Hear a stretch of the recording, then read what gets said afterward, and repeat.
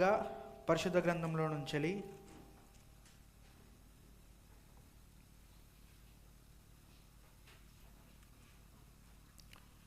యెషయా గ్రంథము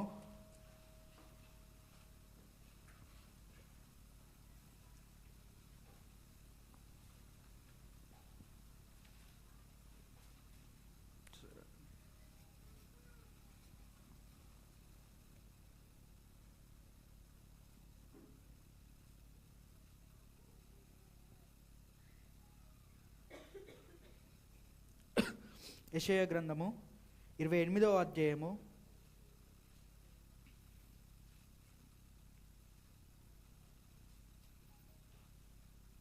8వ వచనం నుంచి మనం చదువుదాం. యెషయా 28:8వ వచనం. వారి భోజనపు బలలన్నయు వాంతుతోనూ కల్మషములతోనూ నిండి ఉన్నవి, అవి లేని చోట లేవు. వాడు ఎవరికి విద్య నేర్పును, ఎవరికి వర్తమానము తెలియజేయును? తల్లిపాలు విడిచిన వారికా, చన్ను విడిచిన వారికా? ఆజ్ఞ వెంబడి ఆజ్ఞ, ఆజ్ఞ వెంబడి ఆజ్ఞ, సూత్రం వెంబడి సూత్రము, సూత్రం వెంబడి సూత్రము, కొంత ఇచ్చట కొంత అచ్చట చెప్పుచున్నాడని వారు అనుకుందురు. నిజమే, అలసిన వానికి నెమ్మది కలగజేయుడి, ఇదే నెమ్మది, ఇదే విశ్రాంతి అని చెప్పినవాడు నత్తివారి పెదవుల చేతను అన్య భాషలతోనూ ఈ జనులతోనూ మాట్లాడుచున్నాడు.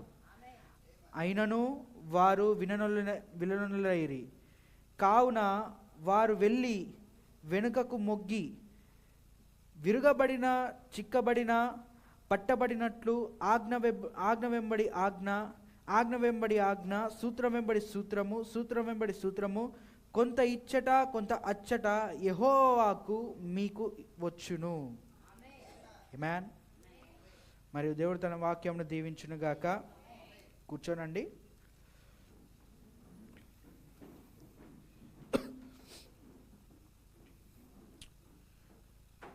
ఇవాళ ఒక 45 minutes, ఒక 45 నిమిషాలు దేవుని వాక్యాన్ని చూద్దాం. మరియు వచ్చే మీటింగ్స్కి ఇది ఒక పునాదిగా ఉండాలని నేను ఈ అంశం ఎంచుకున్నాను. మరియు ఈ యొక్క పాయింట్స్ ఏవైతే ఉన్నాయో నా యొక్క యవనస్తుల కూటంలో కూడా నేను దాన్ని వాళ్ళతో కూడా పంచుకున్నాను. మరియు నాతో పాటు మీరు ఇవాళ revolution, the book of revolution, ప్రకటన గ్రంథము, ఆ గ్రంథం యొక్క ప్రణాళిక, ఆ యొక్క గ్రంథం యొక్క లేఅవుట్ ఏదైతే ఉన్నదో దాని ఈరోజు మనం చూద్దాం. అది ఎలా దేవుడు ఎక్కడెక్కడ ఏమేమి రాశాడో, ఏమేమి చెప్పాడో అవన్నీ చూద్దాం. మరి ఇది మనకు ఖచ్చితంగా ప్రతి చోట మనకిది ఉపయోగపడుతుంది. మరియు ఎంతమంది ప్రకటన గ్రంథంని చదివారు? ఎంతమంది దాన్ని చదివారు? దాంట్లో ఒక వచనం రాయబడి ఉంటుంది, ఈ ఆజ్ఞలు, ఈ ప్రవచన వాక్యములు దాని చదువువాడు దీవించబడినవాడని. ఆమేన్. ప్రకటన గ్రంథం చదివిన వారు దీవించబడినవారు. ఆమేన్. కేవలం అది ఒకటే కాదు, బైబిల్ మొత్తం చదివిన వారందరూ దీవించబడినవారు. ఎందుకంటే ప్రకటన గ్రంథము ప్రతి ఒక్క పుస్తకానికి అది లింక్ అయి ఉన్నది.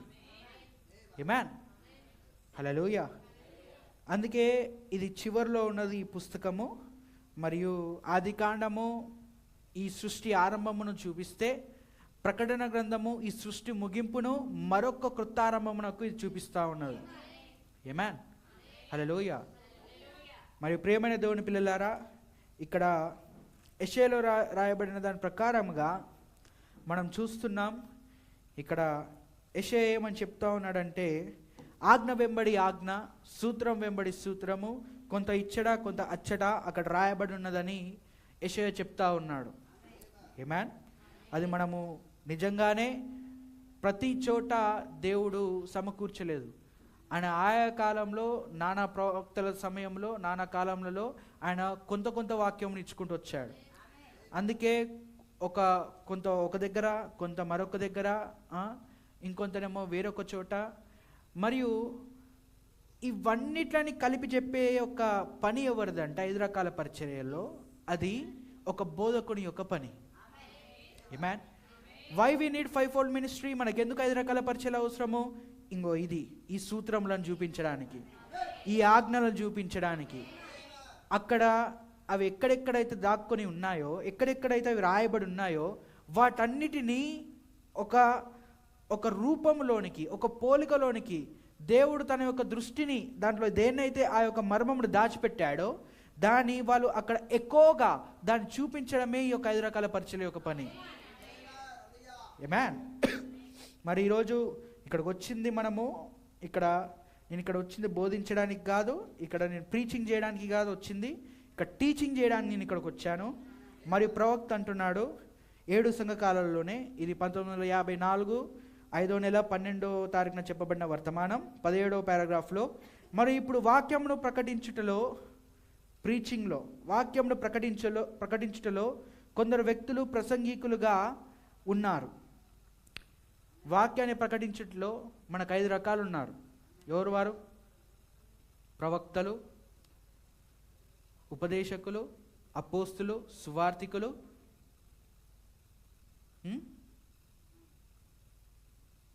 5 రకాల పరిచర్యలు దేవుడు మనకిచ్చాడు. హల్లెలూయా.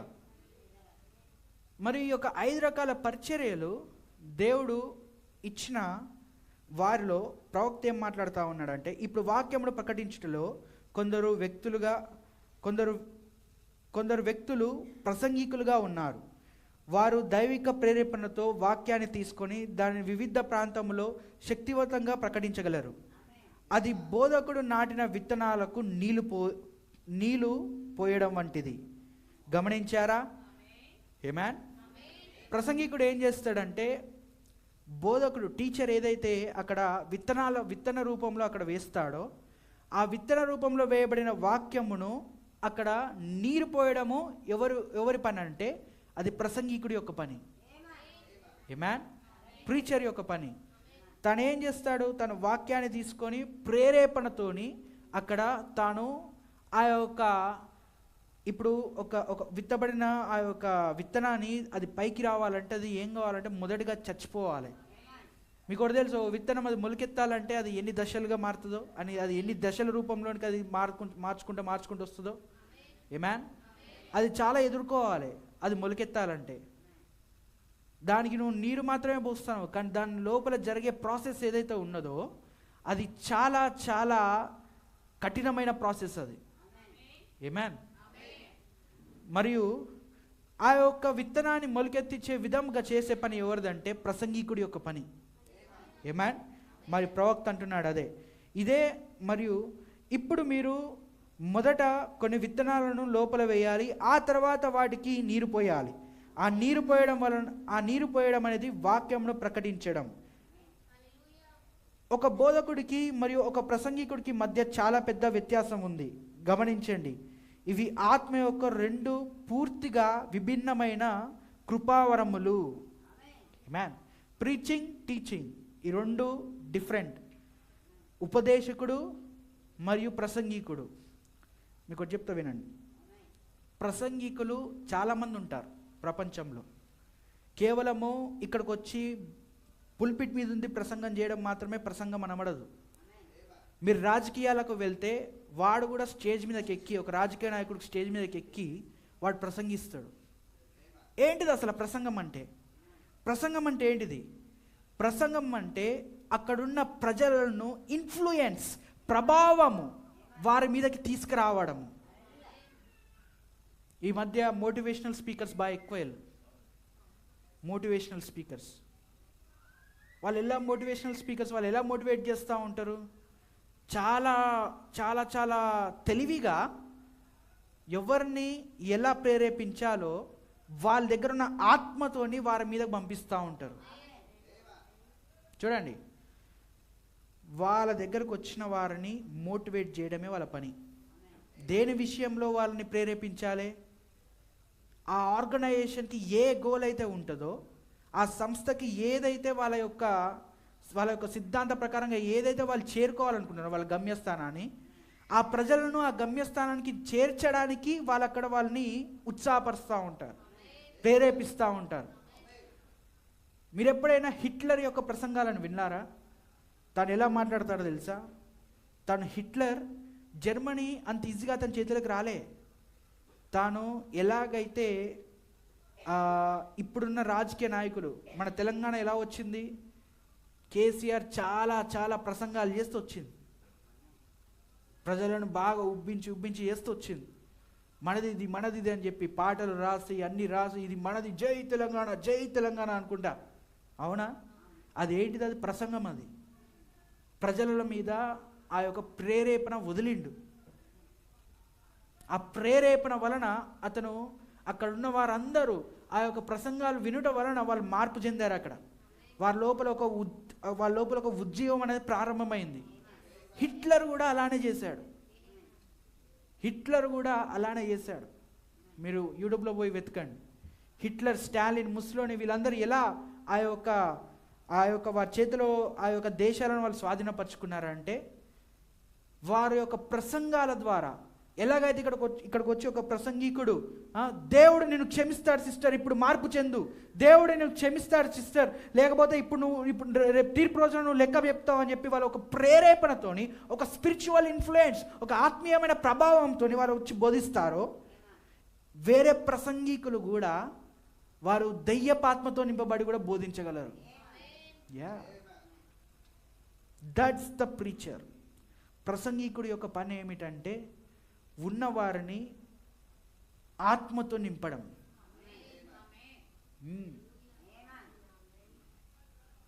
అందుకే సంఘంలో ఉన్న సంఘ కాపరి ప్రసంగికుడుగా అతను బోధిస్తున్నప్పుడు అతను బోధించుచున్న ఆ యొక్క వాక్యం అక్కడ ఎలా పనిచేస్తుంది అంటే ఆత్మగా పనిచేస్తూ ఉంటుంది. జనుల లోపల అది నీరుగా పనిచేస్తూ ఉంటుంది. వాళ్ళని ఎటు నడిపించాలో ఆ యొక్క ప్రసంగికుడి చేతిలో ఉంటుంది. ఆమేన్. వాళ్ళని ఎక్కడికి నడిపించాలో, ఎక్కడికి తీసుకెళ్లాలో ఆ ప్రసంగికుడి చేతిలో ఉంటుంది. దానికి వాళ్ళు స్లోగన్స్ రాయొచ్చు, దానికి వాళ్ళు ఏమైనా చేయొచ్చు. ఎలాగైతే తెలంగాణ ప్రభుత్వం రావడానికి, తెలంగాణ రాష్ట్రం ఏర్పడడానికి స్లోగన్స్ చాలా వచ్చాయి, అలానే స్లోగన్స్ వాళ్ళు కూడా చేయొచ్చు. వాళ్ళ ఆ స్లోగన్స్తోని, ఆ యొక్క మాటలతోని, ఆ యొక్క పాటలతోని, ఆ యొక్క గీతముతోని, ఆ సంగీతంతోని, తెలుసా ప్రతి ఒక్క ఉజ్జీవం వెనుకల ఒక సంగీతం అనేది ఉంటుందని. ఆమేన్. ప్రతి ఒక్క పోరాటం కింద ఒక సంగీతం అనేది నడుస్తుందని. ఎస్, మొన్ననే మార్వాడి గో బ్యాక్ అని చెప్పి ఉద్యమం పట్టుకొచ్చేది. దాని వెనుకల సంగీతం లేదా? See, that is also a worship. ఇప్పుడు అది కూడా ఒక ఆరాధన. ఎవ్రీవేర్, ప్రతి చోట, ప్రతి ఒక్క స్థలంలో ఆరాధన అనేది ఉంటుంది. అక్కడ ఆరాధనకు ప్రసంగికుడు ఉంటాడు. ఆమేన్. వాళ్ళు నడిపించడానికి అక్కడ ఒక ఆత్మ కూడా ఉంటుంది. హల్లెలూయా. అందుకే ఈ కాలంలో ఉన్న ప్రసంగికులను మనం గమనించినప్పుడు వారు ఏ ఆత్మతో నడిపించబడుతున్నారు అనేది మనం చూడడం చాలా ముఖ్యం. హల్లెలూయా. వారు పరిశుద్ధాత్మతో నింపబడి ఇక్కడికి వచ్చి వాక్యం చెప్తున్నారా, లేదా లాలన చేయ ఆత్మతో నింపబడి ఇక్కడికి వచ్చి వాక్యం చెప్తున్నారా అనేది గమనించడం విశ్వాసులకు ఇవ్వబడిన అది గొప్ప పని అయి ఉన్నది. అది amen. You must recognise the devil. నువ్వు డెవిల్, ఆ యొక్క దయ్యాన్ని గుర్తించాలి. హల్లెలూయా. అందుకే ఇక్కడికి వస్తున్న ఒక పరిశుద్ధాత్మతో నింపబడిన వ్యక్తి, అతని యొక్క మాటలు, అతని యొక్క వాక్యం ఏదైతే ఉన్నదో అది దేవుని నోటి నుండి వచ్చిన వాక్యమై ఉన్నది. ఆమేన్. మరి ఆ వాక్యాన్ని అక్కడ ఆయన బోధిస్తున్నప్పుడు అది ఏం చేస్తుందంటే, నీ యొక్క వాక్యము ఏమవుతుంది, అది నీ యొక్క శరీరంలోనికి మరియు నీ ఆత్మలోనికి, నీ యొక్క మూలుగులలోనికి వెళ్ళి, హల్లెలూయా, ఆ ఖడ్గము నిన్ను అది బాగు చేస్తూ ఉంటుంది. అది ఆమేన్. ప్రతి ఒక్క ప్రసంగానికి వాళ్ళకు ఒక గోల్ ఉంటుంది. ప్రతి ఒక్క ప్రసంగానికి, వెస్టేజ్ ప్రసంగాలకి వాళ్ళకి గోల్ ఉంటుంది. స్టేటస్లో పెట్టుకుంటారు ఏమని, next goal 2 million, next goal congratulations sir, మీరు ఇన్ని గెలుచుకున్నారు, ఇది. తర్వాత వాళ్ళు ప్రసంగాల వెంబడి మోటివేషన్ మీద మోటివేషన్ ఎందుకు పెడతారు అనుకుంటున్నారు? It's a business. అదేంటిదంటే ఒక బిజినెస్ యొక్క ఆత్మ ఉన్నది. అదేం చేస్తూ ఉన్నదంటే అక్కడ ఉన్న ప్రజలను ఆ యొక్క గోల్, ఆ యొక్క సంస్థకున్న ఆ యొక్క గమ్యస్థానానికి చేర్చే విధంగా వాళ్ళని నడిపిస్తూ ఉన్నది. ఏ ఆర్గనైజేషన్ అయినా సరే, స్కూల్స్ అయినా సరే, కాలేజెస్ అయినా సరే, ఖచ్చితంగా ప్రసంగం అనేది ఉంటుంది. Yes, definitely. మరి దేవుడు 5 రకాల పరిచర్యల్లో ప్రసంగికుడిని, సంఘకాపరిని అక్కడ పెట్టాడు. ఆమేన్. మరియు ప్రసంగికుడికి మరియు బోధకుడికి మధ్య తేడా ఉన్నదే అది. బోధకుడు ఏం చేస్తాడు? ఆజ్ఞ వెంబడి ఆజ్ఞ, ఆజ్ఞ వెంబడి ఆజ్ఞ, సూత్రం వెంబడి సూత్రము, సూత్రం వెంబడి సూత్రము, కొంత ఇచ్చట కొంత అచ్చట, ఎక్కడెక్కడైతే మరుగా ఉన్నాయో వాటన్నిటిని తీసుకొచ్చి ముందట చూపిస్తూ ఉంటాడు. ఒక అందమైన చిత్రాన్ని ఒక సంఘం ముందట పెడతా ఉంటాడు. ఆమేన్. మరియు ఇవ్వబడిన యొక్క చిత్రమును, దానిని అక్కడ ప్రజల లోపల నాటిన తర్వాత దానికి నీరు పోసేది ఎవరంటే ప్రసంగికుడై ఉన్నాడు. హల్లెలూయా, ప్రైజ్ లార్డ్. మరి ప్రవక్త అదే అంటున్నాడు. మరి ప్రవక్త ఒక బోధకుడికి మరియు ప్రసంగికుడికి మధ్య చాలా పెద్ద వ్యత్యాసం ఉంది. గమనించండి, ఇవి ఆత్మ యొక్క 2 పూర్తిగా భిన్నమైన కృపావరములు. హల్లెలూయా. మరియు ప్రియమైన దేవుని పిల్లలారా, అందుకే ఇప్పుడు మనం ఎక్కడికి వెళ్తున్నాం, వచ్చే మీటింగ్స్ ఏవైతున్నాయో అవన్నీ బోధకుడి యొక్క పని. తర్వాత వాటికి నీరు పోసేది ఎవరు? ప్రసంగికుడి యొక్క పని. ఆమేన్. ఎందుకు పాస్టర్ గారు ఈ మీటింగ్స్ పెడుతున్నాడు? ఎందుకు పెట్టాలి ప్రతిసారి? అడగచ్చు ఎవరైనా. బ్రదర్ సౌండ్ కొంచెం తక్కువ చేయండి. ఎవరైనా అడగచ్చు, ఎందుకు మనం మీటింగ్స్ పెట్టాలి ఊరికే అని చెప్పేసి అని అడగచ్చు. కారణము ఇంకో ఇక్కడ ఉన్నది బైబిల్లో. వాటిని చూడడానికి మనకి బోధకులు అవసరం. ఆమేన్. హల్లెలూయా. మరి ప్రియమైన దేవుని పిల్లలారా, ఇక్కడ ప్రవక్త అంటున్నాడు, ఈ యొక్క ప్రకటన గ్రంథం ఏదైతే ఉన్నదో దాదాపు 96 ADలో రాయబడ్డది. ఇది చరిత్రకాల ప్రకారంగా. యోహాను అక్కడ పద్మాస్ ద్వీపమందు తాను అక్కడ బంధింపబడినప్పుడు క్రీస్తు శకం 96లో ఇది రాయబడ్డది. ఆమేన్. మరి నేను ఆ క్రీస్తు శకం మరియు క్రీస్తు పూర్వం కూడా నేను దాని గురించి చెప్పాను. ప్రవక్త అంటున్నాడు ప్రకటన గ్రంథం గురించి మాట్లాడుతూ, ఇప్పుడు ప్రకటన గ్రంథం ఎలా రూపొందించబడిందో చూడండి. దానితో దానియేలు గ్రంథం ముడిపడి ఉంది. యెషయా గ్రంథం కూడా దానితో ముడిపడి ఉంది. ఆమేన్. పాత నిబంధన అంతా దీనితో ముడిపడి ఉంది. ప్రవక్త అంటున్నాడు, ద హోల్ ఓల్డ్ టెస్టిమెంట్, పాత నిబంధన పూర్తిగా ప్రకటన గ్రంథంతో ముడిపడి ఉందంటున్నాడు. ఆమేన్. అందుకే ప్రకటన గ్రంథంను తెలుసుకోవడం ఎంత ముఖ్యమో మీకు అర్థమవుతుందా? హల్లెలూయా. యేసుక్రీస్తు యొక్క ప్రత్యక్షత గ్రంథంను తెలుసుకున్న ద్వారా నీకు పాత నిబంధనలోని ప్రతి ఒక్క మర్మము నీకు అర్థమవుతూ ఉంటుంది. ఆమేన్. నీకు యేసుక్రీస్తు యొక్క ప్రత్యక్ష గ్రంథం నీకు దొరకపోయింది అనుకో, ఒకవేళ ఈ ప్రవక్త రాకపోయింది అనుకో, నువ్వు కూడా ఒక సంఘశాఖలో ఉండి ఎస్తేర్ గ్రంథం ఎందుకు అక్కడ రాయబడ్డదని అంటే అది స్టోరీ కాబట్టి రాయబడ్డదని అంటావు. ఇట్స్ ఎ బైబుల్ స్టోరీ, అది కేవలం బైబుల్ యొక్క కథ మాత్రమే అని అంటావు, చరిత్ర మాత్రమే అని అంటావు. అక్కడ తామారు గురించి ఎందుకు రాయబడ్డదని అంటే అది జస్ట్ రాయబడ్డది, రికార్డ్ అంతే, అది హిస్టరీ, చరిత్ర మాత్రమే అని అంటావు.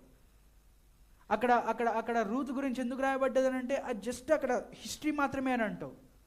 కానీ ప్రవక్త అంటున్నాడు, ఈ బైబిల్ గ్రంథం ఏదైతే ఉన్నదో ఈ పాత నిబంధన మొత్తము ప్రకటన గ్రంథంతో ముడివేయబడి ఉంది. ఆమేన్. ప్రతి ఒక్క మాట అక్కడ ప్రకటన గ్రంథానికి అక్కడ ఒక సంబంధం కలిగి ఉన్నది దీంట్లో. ఆమేన్. హల్లెలూయా. మరి ప్రవక్త అంటున్నాడు, మరియు ఇది యేసుక్రీస్తు యొక్క ప్రత్యక్షత గ్రంథము. గమనించారా? యేసుక్రీస్తు యొక్క ప్రత్యక్షతను తెలిపే గ్రంథము. What is this book? ఈ గ్రంథం ఏమిటి? ఇది యేసుక్రీస్తు యొక్క ప్రత్యక్షతను తెలిపే గ్రంథం ఇది. మరి నేను ప్రత్యక్షత గురించి ఇదివరకే చెప్పా. ప్రత్యక్షత అనగా ఏమిటి? దాయబడినది తెరుచుట. ఎప్పటి నుండి? జగత్ పునాది వేయబడకబడి నుండే, ఎప్పటి నుంచి అయితే క్రీస్తు మనస్సులో ఏదైతే తాను ఏదైతే దాచిపెట్టి ఉంచాడో దాని బయలుపరచడమే ప్రత్యక్షత అయి ఉన్నది. మరి నేను చెప్పా, ఒకరి ప్రత్యక్షత ఇంకొక ప్రత్యక్షత వ్యతిరేకంగా ఉండదని. ఉదాహరణకి ఏబేల్ యొక్క ప్రత్యక్షత మోషే ప్రత్యక్షతకు వ్యతిరేకంగా లేదు. వారి మధ్య చాలా వ్యత్యాసం ఉన్నది. దాదాపు 2000-3000 సంవత్సరాల వ్యత్యాసం ఉన్నది. ఏబేలు ఏదైతే గొర్రెను అక్కడ అర్పించాడో అదే బలి అర్పణ మోషే యాజకత్వంలో పెట్టాడు. ఇప్పుడు మోషే గనక ఏబేలు కాలంలో ఉండదుంటే ఏబేలుతో అంగీకరించేవాడు. ఏబేలు గనక మోషే కాలంలో ఉండదుంటే మోషేతో అంగీకరించేవాడు. ఎందుకు? ప్రత్యక్షత దేవుని యొక్క బయలుపాటు అయి ఉన్నది. ఏదైతే ఏబేలు కాలంలో దేవుడు దాన్ని బయలుపరిచాడో అదే మోషే కాలంలో దాన్ని బయలుపరిచాడు. మరి వ్యత్యాసం ఏమిటి బ్రదర్ అంటే, ఏబేలు కాలంలో అది విత్తన రూపంలో ఉంటే మోషే కాలంకి వచ్చినప్పుడు అది కొద్దిగా మొలకెత్తింది. అది అందుకే ఏబేలు కాలంలో ఏదైతే అక్కడ రాయబడ్డదో అది మెల్లిమెల్లిగా మొలకెత్తుకుంటా ఇప్పుడు మన కాలానికి వచ్చినప్పుడు ఇప్పుడు అదే బలి అర్పణ పరిపూర్ణమైనది యేసుక్రీస్తు అని మనకు తెలిసింది. ఆమేన్, హల్లెలూయా. అదే ఏబేలు కనుక ఇప్పుడు మనతో ఉంటే మనతో అంగీకరించేవాడా? ఖచ్చితంగా అంగీకరించేవాడు. ఎందుకు? ఆయనకి ఏ బయలుపాటు అయితే వచ్చిందో అక్కడ ఒక గొర్రె పిల్లను అక్కడ వధిస్తే నా యొక్క పాప క్షమాపణ ఉన్నదని, ఇప్పుడు ఇక్కడికి వస్తే ఈ కాలానికి వస్తే ఆ గొర్రెపిల్ల ఎవరో కాదు కానీ అది యేసుక్రీస్తు అని అతను నమ్మేవాడు. పౌలు ఎలాగైతే అంగీకరించాడో ఏబేలు కూడా అంగీకరించేవాడు. హల్లెలూయా. అందుకే సంఘంలో ఎవరికైనా ప్రత్యక్షత వచ్చిందనుకో, చెప్తున్నా, ఇంకొకడికి ప్రత్యక్షత మరొకడికి ప్రత్యక్షత వేరువేరుగా ఉండదు. ఆ రెండు అంగీకరిస్తాయి, వాక్యంలో అంగీకరిస్తాయి. హల్లెలూయా. ఒక దానిని అంగీకరించి మరొక దానిని అది త్రోసివేయదు. ఆ రెండు అంగీకరిస్తాయి. ఆమేన్. మరియు ఈ యొక్క ప్రకటన గ్రంథంలో దాని యొక్క స్పెషాలిటీ ఏంటిదంటే, మనం చూసాం ఈ ప్రకటన గ్రంథంను చదివిన వారు దీన్ని చాలా జాగ్రత్తగా గమనించవచ్చు. ఈ గ్రంథంలో మనం ఏమేమి చూసాం చెప్పండి? చదివిన వారు మీరు ఏమేమి చూసారో చెప్పండి సీక్వెన్స్గా. 7 సంఘకాలాలు, 7 ముద్రలు, 7 పాత్రలు, 7 బూరలు. హల్లెలూయా. ఇవి మాత్రమే కాదు, ఇంకా చాలా ఉన్నాయి. హల్లెలూయా. 7 సంఘకాలం నుంచి 7 ముద్రలు వచ్చాయి. 7 ముద్రల్లో నుంచి 7 బూరలు వచ్చాయి. 7 బూరల్లో నుంచి 7 పాత్రలు వచ్చినాయి. ఆమేన్, హల్లెలూయా. అలానే అక్కడ రాయబడ్డది. హల్లెలూయా. మరియు ఇవి మాత్రమే కాదు, ఇంకా చాలా ఉన్నది. మనం వీటి మీద మాత్రమే కాదు ఫోకస్ చేయాల్సింది, చాలా ఉన్నది. హల్లెలూయా. మరియు ప్రవక్త అంటున్నాడు, ఈ గ్రంథము రాసేవాడి గురించి మనం మాట్లాడితే యోహాను సువార్త 21:20 పేతురు వెనుకకు తిరిగి యేసు ప్రేమించువాడును భోజన పంక్తిలో ఆయన రొమ్మున ఆనుకొని, ప్రభువా నిన్ను అప్పగించువాడెవడని అడిగిన వాడైన శిష్యుడు తమ వెంట వచ్చుట చూచెను. పేతురు అతనిని చూచి, ప్రభువా ఇతని సంగతి ఏమనగా అని యేసుని అడిగాను. యేసు, నేను వచ్చే వరకు అతడునుట నాకు ఇష్టమైతే అది మీకేమి, నీవు నన్ను వెంబడించుము. కాబట్టి ఆ శిష్యుడు చావడను మాట సోదరులో ప్రచురమాయను. అయితే చావడని యేసు అతనితో చెప్పలేదు కానీ, నేను వచ్చే వరకు అతడునుట నాకు ఇష్టమైతే అది నీకేమి అని చెప్పాను. యోహాను భోజన పంక్తిలో యేసు యొక్క రొమ్మున ఆడుకునేవాడు. మరి అదే సమయంలో మీలో ఒకరు నాకు ద్రోహం చేయబోతున్నారని చెప్పి యేసు అన్నప్పుడు అందులో ప్రతి ఒక్కరు నీనా అని చెప్పేసి వాళ్ళు ప్రశ్నించుకున్నారు. కానీ యోహాను ఒక్కడు మాత్రమే అది ఎవరు ప్రభువా అని అడిగాడు. తాను ఎంత నిశ్చయతతో ఉన్నాడంటే అది నేను మాత్రమైతే కాదు, అది ఎవరు ప్రభువా అని అడిగింది. హల్లెలూయా. అందుకే యోహాను చాలా ప్రత్యేకమైన వాడు. అతను ఈ కాలపు వధువుతో అక్కడ సూచనగా ఒక గుర్తుగా అక్కడ రాయబడ్డాడు. ఆమేన్. మరియు ఇక్కడ మనం చూస్తే యోహాను యేసు వచ్చే వరకు తాను మరణించాడని యేసుక్రీస్తు చెప్పాడు. అది నిజము. ఎందుకంటే యోహాను ఆయన రెండవ రాకడను చూశాడు, మరియు మూడవ రాకడను కూడా చూశాడు. మొదటి 3 రాకడలను అతను చూశాడు. హల్లెలూయా. ఎలా బ్రదర్ అంటే ప్రకటన గ్రంథం రాస్తున్నప్పుడు తాను టైం ట్రావెలింగ్, కాలంలో తాను ప్రయాణం చేశాడు. హల్లెలూయా. అనగా నువ్వు చూస్తున్న ఈ ప్రకటన గ్రంథం ఏదైతే ఉన్నదో అది ఎప్పుడు రాయబడ్డది? 96లో, బహుశా క్రీస్తు శకం 96లో రాయబడ్డది. ఇప్పుడు మనం ఎక్కడున్నాం? 2026, క్రీస్తు శకం 2026లో ఉన్నాం. తాను 2026కు వచ్చి వీటిని అన్నిటిని చూసి రాశాడు అక్కడ. ఆమేన్. అందుకే తాను ప్రకటన గ్రంథం రాయకుండా తాను మరణించలేదు. వారు అతనిని 24 గంటలు అక్కడ కాలుచున్న నూనెలో అతనిని వేశారు. కానీ ఆ నూనె అతనిని ఉడికించలేకపోయింది. హల్లెలూయా. వాళ్ళందరూ అనుకున్నారు, అక్కడ రోమన్ ప్రజలు అనుకున్నారు, ఇతను మంత్రకర్త, తాను దీని మీద మంత్రం చేశాడు, అందుకే ఇతను ఇక్కడ ఉంచొద్దు, వెంటనే మనము పద్మాస్ దీపం నడిపించాలని చెప్పేసి పట్టుకుపోయారు. అది దాదాపు 25 కిలోమీటర్ల నుంచి 50 కిలోమీటర్ల రేడియస్తో ఉంటుంది. అది ఆ యొక్క స్థలం ఏదైతే ఉన్నదో అది పూర్తిగా పాములతోని మరియు విష సర్పాలతోని అక్కడ ఉన్న రాత్రులతోని అది అక్కడ ఉంటుంది. ఇప్పుడు ఎలాగైతే మనం జైలును వాడుతున్నామో, నేరస్తులను అక్కడ వాళ్ళని పెడతా ఉన్నారో, అదే రూపంలో అక్కడ రోమన్ సైనికులు ఏం చేసేవారంటే దీపంలో పెట్టేవారు. ఎందుకంటే దీపంలో ఉన్నప్పుడు వాడు ఎక్కడ పోవడానికి వీల్లేదు. వాడికి ఆ దీపమే వాడు ఇల్లీగల్.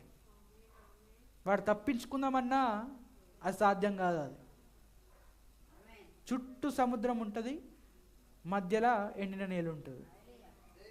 ఆమేన్.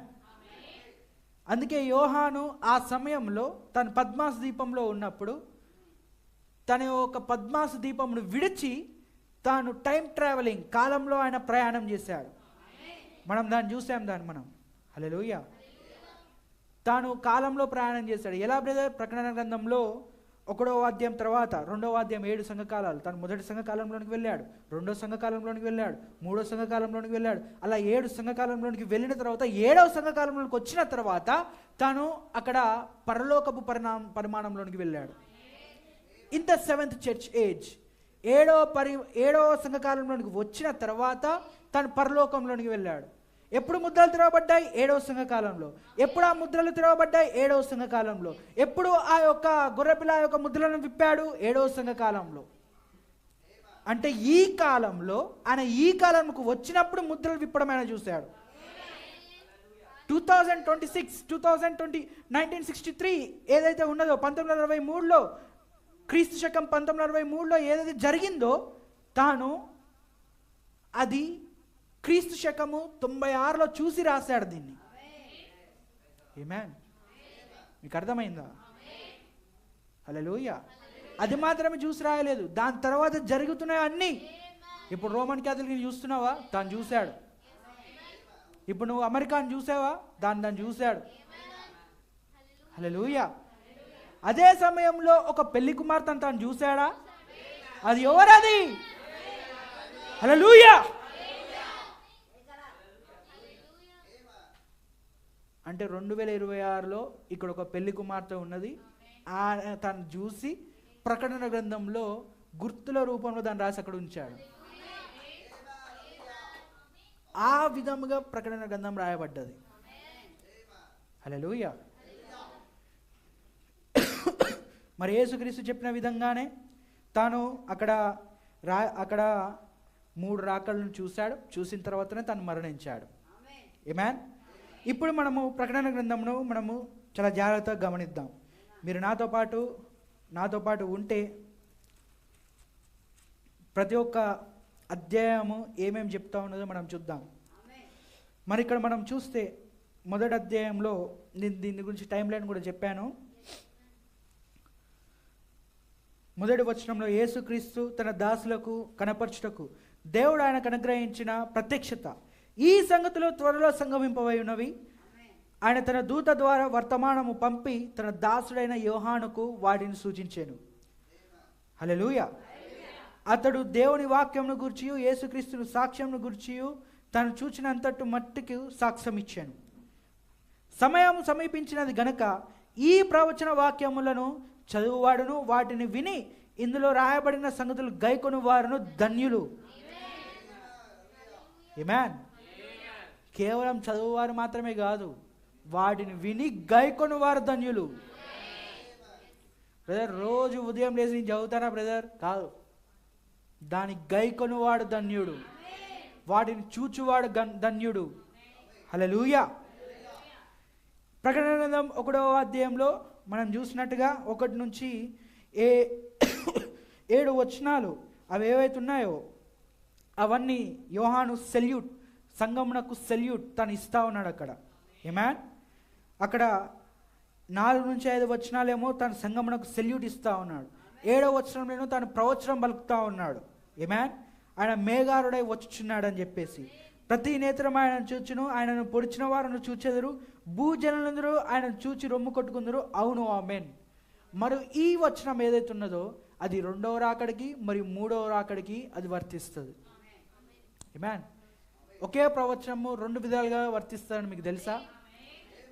ఉదాహరణకి ఐగుప్తు నుండి నా కుమారుని పిలుచుతుంది అనే ప్రవచనం ఉన్నది. అది మోషే ఒక్కడికేనా? కాదు, యేసుక్రీస్తుకు కూడా. ఆమేన్. అలానే ఈ ప్రవచనం కూడా రెండిటికి వర్తిస్తుంది. ఆమేన్. తర్వాత మనం 8వ వచనం చూస్తే ఆయన ఇది అంతా యేసుక్రీస్తుని ఆయన అక్కడ వివరిస్తూ ఉన్నాడు. మనము 10వ వచనంలో మనం చూస్తే ఆయన ప్రభు దినమందు ఆత్మవశుడైట మనం చూస్తూ ఉన్నాం. ఆమేన్. ఇక్కడ ఆయన మొదటిగా టైం ట్రావెలింగ్ స్టార్ట్ అయింది. కాలంలో ప్రయాణం అనేది ఇక్కడ ప్రారంభమైంది 10వ వచనంలో. ఆమేన్. తాను కాలంలో ప్రయాణించినప్పుడు తాను యేసుక్రీస్తుని ఆ యొక్క సువర్ణ దీపస్తంభం మధ్యలో నడుచుట చూశాడు. He's walking in the 7 golden candle sticks. ఆ యొక్క 7 సువర్ణ దీపస్తంభము మధ్యలో ఆయన నడుస్తూ ఉన్నాడు. అంటే ప్రతి కాలంలో తాను అక్కడ సంచరిస్తూ ఉన్నాడు. హల్లెలూయా. ఆమేన్. ఆ సంచరించు వాడి యొక్క 7 మహిమలు, 7 అంతల మహిమను అక్కడ వివరిస్తూ ఉన్నాడు. It's 7-fold glorification of Jesus Christ. యేసుక్రీస్తు యొక్క 7 అంతల మహిమ ఉన్నది ఇది. ఆమేన్. ఎక్కడి నుంచి? 10వ అధ్యాయం నుంచి 17 వచనాల దాకా. తర్వాత మనము అక్కడ చూస్తే 17వ వచనంలో తాను ఆయన చూసిన తర్వాత ఆయన బోర్లబడము, మరి అక్కడ తాను యేసుక్రీస్తు రాయమను ఆజ్ఞను ఇవ్వడము. ఆమేన్. అవన్నీ మనం అక్కడ గమనిస్తూ ఉన్నాం. వాస్తవానికి 10 నుండి 20 వచనాలు మొదటగా జరిగినాయి. యేసుక్రీస్తుని చూడకుండా ఆ యొక్క జరిగిన 17వ వచనంలో అది జరగకుండా, అది ఆ రాయమను ఆజ్ఞ రాయకుండా 1 నుంచి 8 వచనాలు వచ్చేటి కావు. నో. ఎలా తెలుసు? ఆయనే అల్ఫా ఓమేగా అని, ఆయన ఉన్నవాడు అనువాడని, ఆయనే ఆది అంతమై ఉన్నాడని ఎలా వచ్చినాయి యోహాను నోటి నుంచి? ఆయన మొదటిగా యేసుక్రీస్తును 7 సంఘకాలలో చూసిన తర్వాత అది రాశాడు. హల్లెలూయా. అందుకే యెషయాలో రాయబడిన ప్రకారంగా కొంత ఇచ్చట కొంత అచ్చట. హల్లెలూయా. ఇది ఒక పజిల్. ఇది పైన కింద రాయబడ్డది, కింద పైకి రాయబడ్డది. హల్లెలూయా. ఇది మొదటి అధ్యాయం. 2వ అధ్యాయంకి వచ్చినప్పుడు మనం చూస్తే 7 సంఘకాలను అక్కడ ఆయన మనకి పరిచయం చేస్తూ ఉన్నాడు. ఆమేన్. మరి ఆ 7 సంఘకాలను మనం చూసాం. ఎఫెసీ, స్ముర్నా, పెర్గమ, థియతైర, సార్దిస్, ఫిలదెల్ఫియా, లవోదికీయ సంఘకాలం వరకు 2వ అధ్యాయము మరియు 3వ అధ్యాయము పూర్తిగా 7 సంఘకాల గురించి రాయబడ్డది. మరి అది మనందరికీ తెలుసు. ప్రతి ఒక్క సంఘకాలంలో తాను అక్కడ ఎవరెవరైతే ఆ కాలంలో ఇవ్వబడిన వర్తమానంకి వినని వారైతున్నారో, మార్మన్స్ పొందిన వారైతున్నారో వారికి తెగుళ్ళు ఇవ్వబడ్డాయి, వారికి శిక్షణ ఇవ్వబడ్డది. ఎవరెవరైతే ఆ కాలంలో వచ్చిన శోధనను జయిస్తారో వాళ్ళకి అక్కడ రివార్డ్, ఒక గిఫ్ట్, ఒక బహుమతి అనేది కూడా ఇవ్వబడ్డది. ఆమేన్. మనం దాంట్లో మొదటి సంఘకాలంలో మొదటి బహుమతి గురించి దాదాపు 3-4 భాగాలు చూసినాం, జీవవృక్ష ఫలం గురించి. ఎందుకు ఎఫెసీ సంఘకాలంలో జీవవృక్ష ఫలం ఇవ్వాలి? ఎఫెసీ సంఘకాలం ఆది కాండంతో అది పోల్చబడ్డది. అది ఎఫెసీ సంఘకాలం అన్యులకు ప్రారంభ కాలం. అది ఆమేన్, హల్లెలూయా. అన్యులకు ప్రారంభమయ్యే కాలం అది, హల్లెలూయా. ఆది కాండం ఎలాగైతే అది జీవవృక్ష ఫలంతో ప్రారంభమైందో, సంఘకాలాలు కూడా, అన్యుల కాలం కూడా జీవవృక్ష ఫలంతో ప్రారంభమైంది. ఆమేన్, హల్లెలూయా. తర్వాత మనం ఎఫెసీ సంఘకాలం లవోదికీయ సంఘకాలంతో కూడా పోల్చి చూసాం. ఎఫెసీ సంఘకాలంలో ఎలాగైతే పౌలు వచ్చాడో, పౌలు తర్వాత అక్కడున్న యోహాను ఎలాగైతే మరణించాడో, పౌలు ఎలాగైతే మరణించాడో, పౌలు ఎలాగైతే రోమన్ల చేత శిరస్నానం చేయబడ్డాడో, ఎలాగైతే ఈ కాలపు ప్రవక్త కూడా అక్కడ రోమన్ల చేత శిరస్నానం చేయబడ్డాడు. తెలుసా తాను ఎలా మరణించాడు? రోమన్ల చేత ఆయన మరణించబడ్డాడు. ఎలా చంపబడ్డాడంటే రోమన్ల చేత చంపబడ్డాడు. ఈ కాలపు ప్రవక్త కూడా ఎలా చనిపోయాడు? కార్ యాక్సిడెంట్ అని వాళ్ళు యాక్సిడెంట్గా చెప్పచ్చు, కానీ వెనకల జరిగిన కథ వేరేది. ఆ తాగుబోతులను ప్రేరేపించింది ఎవరంటే రోమన్ క్యాథలిక్. వాస్తవానికి ప్రాఫెట్ గారు కమ్యూనియన్ మెసేజ్ తర్వాత ఇంకో మెసేజ్ చెప్పడానికి తను ప్రిపేర్ అయ్యాడు. ఆ మెసేజ్లో పేర్లు చెప్పడానికి సిద్ధమయ్యాడు, డైరెక్ట్గా పేర్లు ఎవరదని. కానీ దేవుడు దాన్ని ఒప్పుకోలేదు. దాను అక్కడ చెప్పకుండానే మరణించే విధంగా చేశాడు, దాన్ని అనుమతించాడు. ఎందుకంటే అది ఎలా తెరవబడాలంటే అది కేవలము దేవుని యొక్క పరిశుద్ధాత్మ ద్వారా తెరవబడాలి. ప్రవక్త దాన్ని చెప్పకూడదు. తాను ఒకవేళ చెప్తే అది వేరే దారి తీస్తుందని దేవుడు దాన్ని అనుమతించలే దాన్ని. తను అదే మెసేజ్లో చెప్తాడు దాంట్లో. తర్వాత మీరు చూడండి, ఇది 2 నుంచి 3 అధ్యాయాలు ఏవైతే ఉన్నాయో ఇవి 7 సంఘకాలం గురించి చెప్తా ఉన్నాడు. First 7 churches. అసలు ప్రకటన గ్రంథం ఇవ్వబడిందే మనకి. ఎందుకు? ఇది ప్రారంభమైందే 7 సంఘకాలాలతోని, 7 చర్చెస్తోని. హల్లెలూయా. అందుకే ఈ గ్రంథం మనకు తెలియకపోయింది అనుకో, మనం ఎందుకు ఎత్తబడదాం? హల్లెలూయా. చాలా జాగ్రత్తగా గమనించండి. 4వ అధ్యాయంలోనేమో ఆయన పరలోకంలోనికి ఎక్కిపోవడం మనం గమనిస్తూ ఉన్నాం, భూమి నుండి పరలోకంకి. మొదటి అధ్యాయంలోనేమో ఆయన టైం ట్రావెలింగ్ జరిగింది. ఎఫెసీ సంఘకాలం నుంచి లవోదికీయ సంఘకాలం వరకు ప్రతి కాలంలో ఆయన గమనించుకుంటా అక్కడ గుర్తుల రూపంలో రాశాడు. 7వ సంఘకాలంకి వచ్చిన తర్వాత ఆయన పరలోకంలోనికి ఎక్కిపోయాడు. ఆమేన్.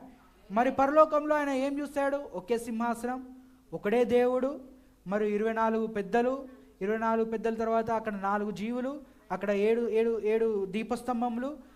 ఏదైతే తను మొదటి అధ్యాయంలో చూశాడో అదే 7 దీపస్తంభములు అక్కడ కనిపిస్తూ ఉన్నాయి. హల్లెలూయా. అవే 7 ఆత్మలు అక్కడ కనిపిస్తూ ఉన్నాయి. ఆమేన్. తర్వాత 5వ అధ్యాయంకి వచ్చినప్పుడు అక్కడ 7 ముద్రల పుస్తకంను విప్పడం మనం చూస్తూ ఉన్నాం. ఆమేన్.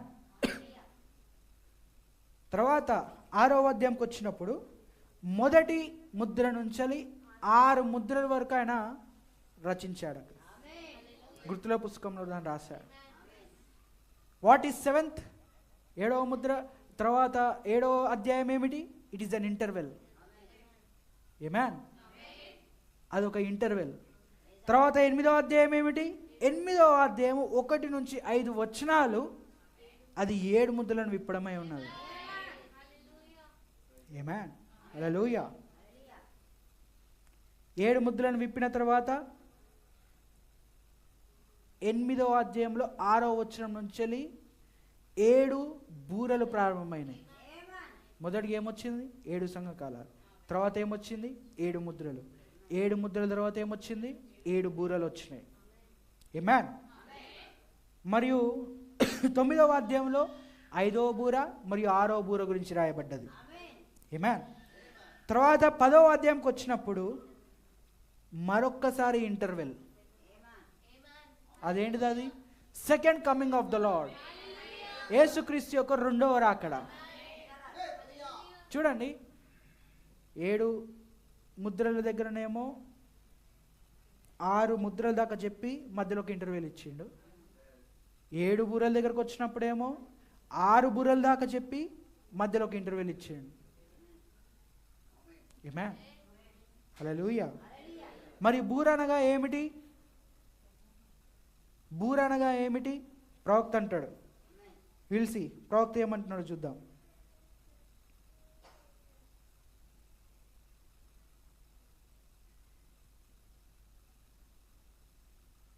ఒక బూర అనేది యుద్ధానికి ప్రతిరూపం. ఆమేన్. ఒక ముద్ర అనేది ఒక మర్మమును విప్పబడటానికి తెలియజేస్తూ ఉన్నది. మరి ఒక తెగుళ్ళు అనేది ప్రతి యుద్ధం తర్వాత సంభవించేది. మీకు ఒకటి తెలుసా? మీరు ఒకసారి యూట్యూబ్లో పోయి సెర్చ్ చేయండి. ప్రపంచంలో ఇప్పుడున్న కోవిడ్ వైరస్ ఏతుందా, చిన్నది, అది చాలా చిన్నది. మీరు ఇంకా బతికి బయటపడ్డారు.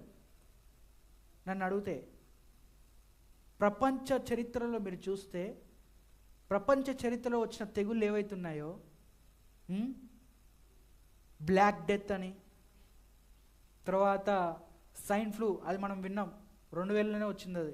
అది నా చిన్నప్పుడే విన్నా. అది దానికంటే ముందు స్పానిష్ ఫ్లూ. ఆ తెగులు ఎక్కడి నుంచి వచ్చినా ఎవరికి తెలియదు. కానీ ప్రవక్త ఏమని చెప్తా ఉన్నాడు అంటే, ఈ తెగుళ్ళు ప్రతి యుద్ధం తర్వాత సంభవించేదని చెప్తా ఉన్నాడు. ఆమేన్, హల్లెలూయా. తర్వాత మనం చూస్తున్నాం 9వ అధ్యాయంలో 5వ బూర మరియు 6వ బూర, 10వ అధ్యాయంలో దేవుని యొక్క రాకడ, 2వ రాకడ, మరియు 11వ అధ్యాయంలో 15వ వచనంలో 7వ బూర. చాలామంది అనుకుంటా ఉంటారు 10వ అధ్యాయంలోనే 7వ బూర, 11వ అధ్యాయం కాదనుకుంటారు. అక్కడ కూడా ఒక బూరను మనం చూస్తాం. ఆమేన్. 10వ అధ్యాయంలో మనం ఒక బూరను చూస్తామా? 7వ దూత పలుకు దినంలో అతడు బూర ఊదబోచుండగా, అది 7 బూరల్లో అదొక బూర కాదు, అది ఇట్స్ ఎ డిఫరెంట్ వన్. ఆ శబ్దము అది మరొక శబ్దం. అది ఏ శబ్దం అంటే మొదటి తెస్సలోనికైలకు రాయబడిన శబ్దం. అది ప్రధాన దూత శబ్దము. హల్లెలూయా. దేవుని బూర. ఆమేన్. దాంతో సంబంధించబడింది ఇది. అందుకే 7 ముద్రలు 7 సంఘకాల ప్రకటన గ్రంథం తెలిస్తే తెస్సలోనికైలకు రాసిన పత్రిక అర్థమవుతుంది. ఆమేన్, హల్లెలూయా. తర్వాత ప్రకటన గ్రంథం 10వ అధ్యాయం, కమింగ్ ఆఫ్ ది లార్డ్, దేవుని యొక్క రాకడ, అది 2వ రాకడ. 11వ అధ్యాయం 15వ వచనంలో అది 7వ బూర. మరియు ఇంతటితో ఆగిపోలే. 12వ అధ్యాయంలో 1 నుంచి 6 వచనాలు సూర్యుని ధరించుకున్న స్త్రీ ఉన్నది అక్కడ. Who is she? ఎవరామె? హల్లెలూయా. తర్వాత 12వ అధ్యాయం 7వ వచనంలో మనం చూస్తున్నాం పరలోకంలో ఒక గొప్ప యుద్ధం. ఆమేన్. పరలోకంలో ఒక గొప్ప యుద్ధం. ఆ గొప్ప యుద్ధంలో అక్కడ మికాయేలు మరియు అక్కడున్న లూసిఫర్, వారిద్దరి మధ్య యుద్ధంలో పడిపోయిన తారలను మనం గమనిస్తూ ఉన్నాం. ఎప్పుడైతే ఆ యుద్ధంలో సాతానుడు ఓడిపోయాడో, పరలోకం నుంచి తాను కిందకు త్రోసివేయబడ్డాడు. ఆమేన్. తాను భూమి మీద త్రోసివేయబడిన తర్వాత ఇక్కడ మనం చూస్తున్నాం. తర్వాత 13వ వచనము మరి 17వ వచనం, వాడు గడ్డ సర్పముగా మారి సూర్యుని ధరించుకున్న స్త్రీతో యుద్ధం చేయడం ప్రారంభించాడు. ఆమేన్. He became a dragon. తాను సర్పంగా మారాడు. హల్లెలూయా. తర్వాత మరియు 13వ అధ్యాయంలో భూమి మీద ఒక క్రూరముఖం, నీటిలో నుండి ఒక క్రూరముఖం. మనం దాన్ని చూసాం. అది కూడా దీని గురించి మన పాస్టర్ గారు కూడా చెప్పారు. భూమి నుంచి వచ్చిన క్రూరముఖం ఏదో కాదు కానీ అది అమెరికా అని, నీటి నుండి వచ్చిన క్రూరముఖం ఏదో కాదు కానీ అది రోమన్ అని. హల్లెలూయా. నీరు దేని సూచిస్తా ఉన్నాయి? జనంకు సూచిస్తా ఉన్నాయని. మరియు భూమి దేని సూచిస్తా ఉన్నది? ఒక దేశంకు సూచిస్తా ఉన్నదని. హల్లెలూయా. అమెరికా దేశం ఎలా ఏర్పడ్డది? ఒక 13 కాలనీలతో అది ఏర్పడ్డదని. ఆమేన్. తన యొక్క జెండాలో 13 నక్షత్రంతో అది ఏర్పడ్డదని. మరియు ప్రకటన గ్రంథం 13వ అధ్యాయము 13వ వచనం అవన్నీ చెప్పుకుంటూ వచ్చాడా? 13 దాని దేని రిప్రజెంట్ చేస్తుంది? దేని చూపిస్తా ఉన్నదంటే అమెరికా దేశమును. ఆమేన్. దానికి 2 కొమ్ములు ఉన్నాయని, ఒకటి మతం అనే కొమ్ము, ఇంకోటి రాజకీయం అనే కొమ్ము. గొర్రె చర్మము ధరించుకున్న అది తోడేలు వంటిదని. హల్లెలూయా. ఆమేన్.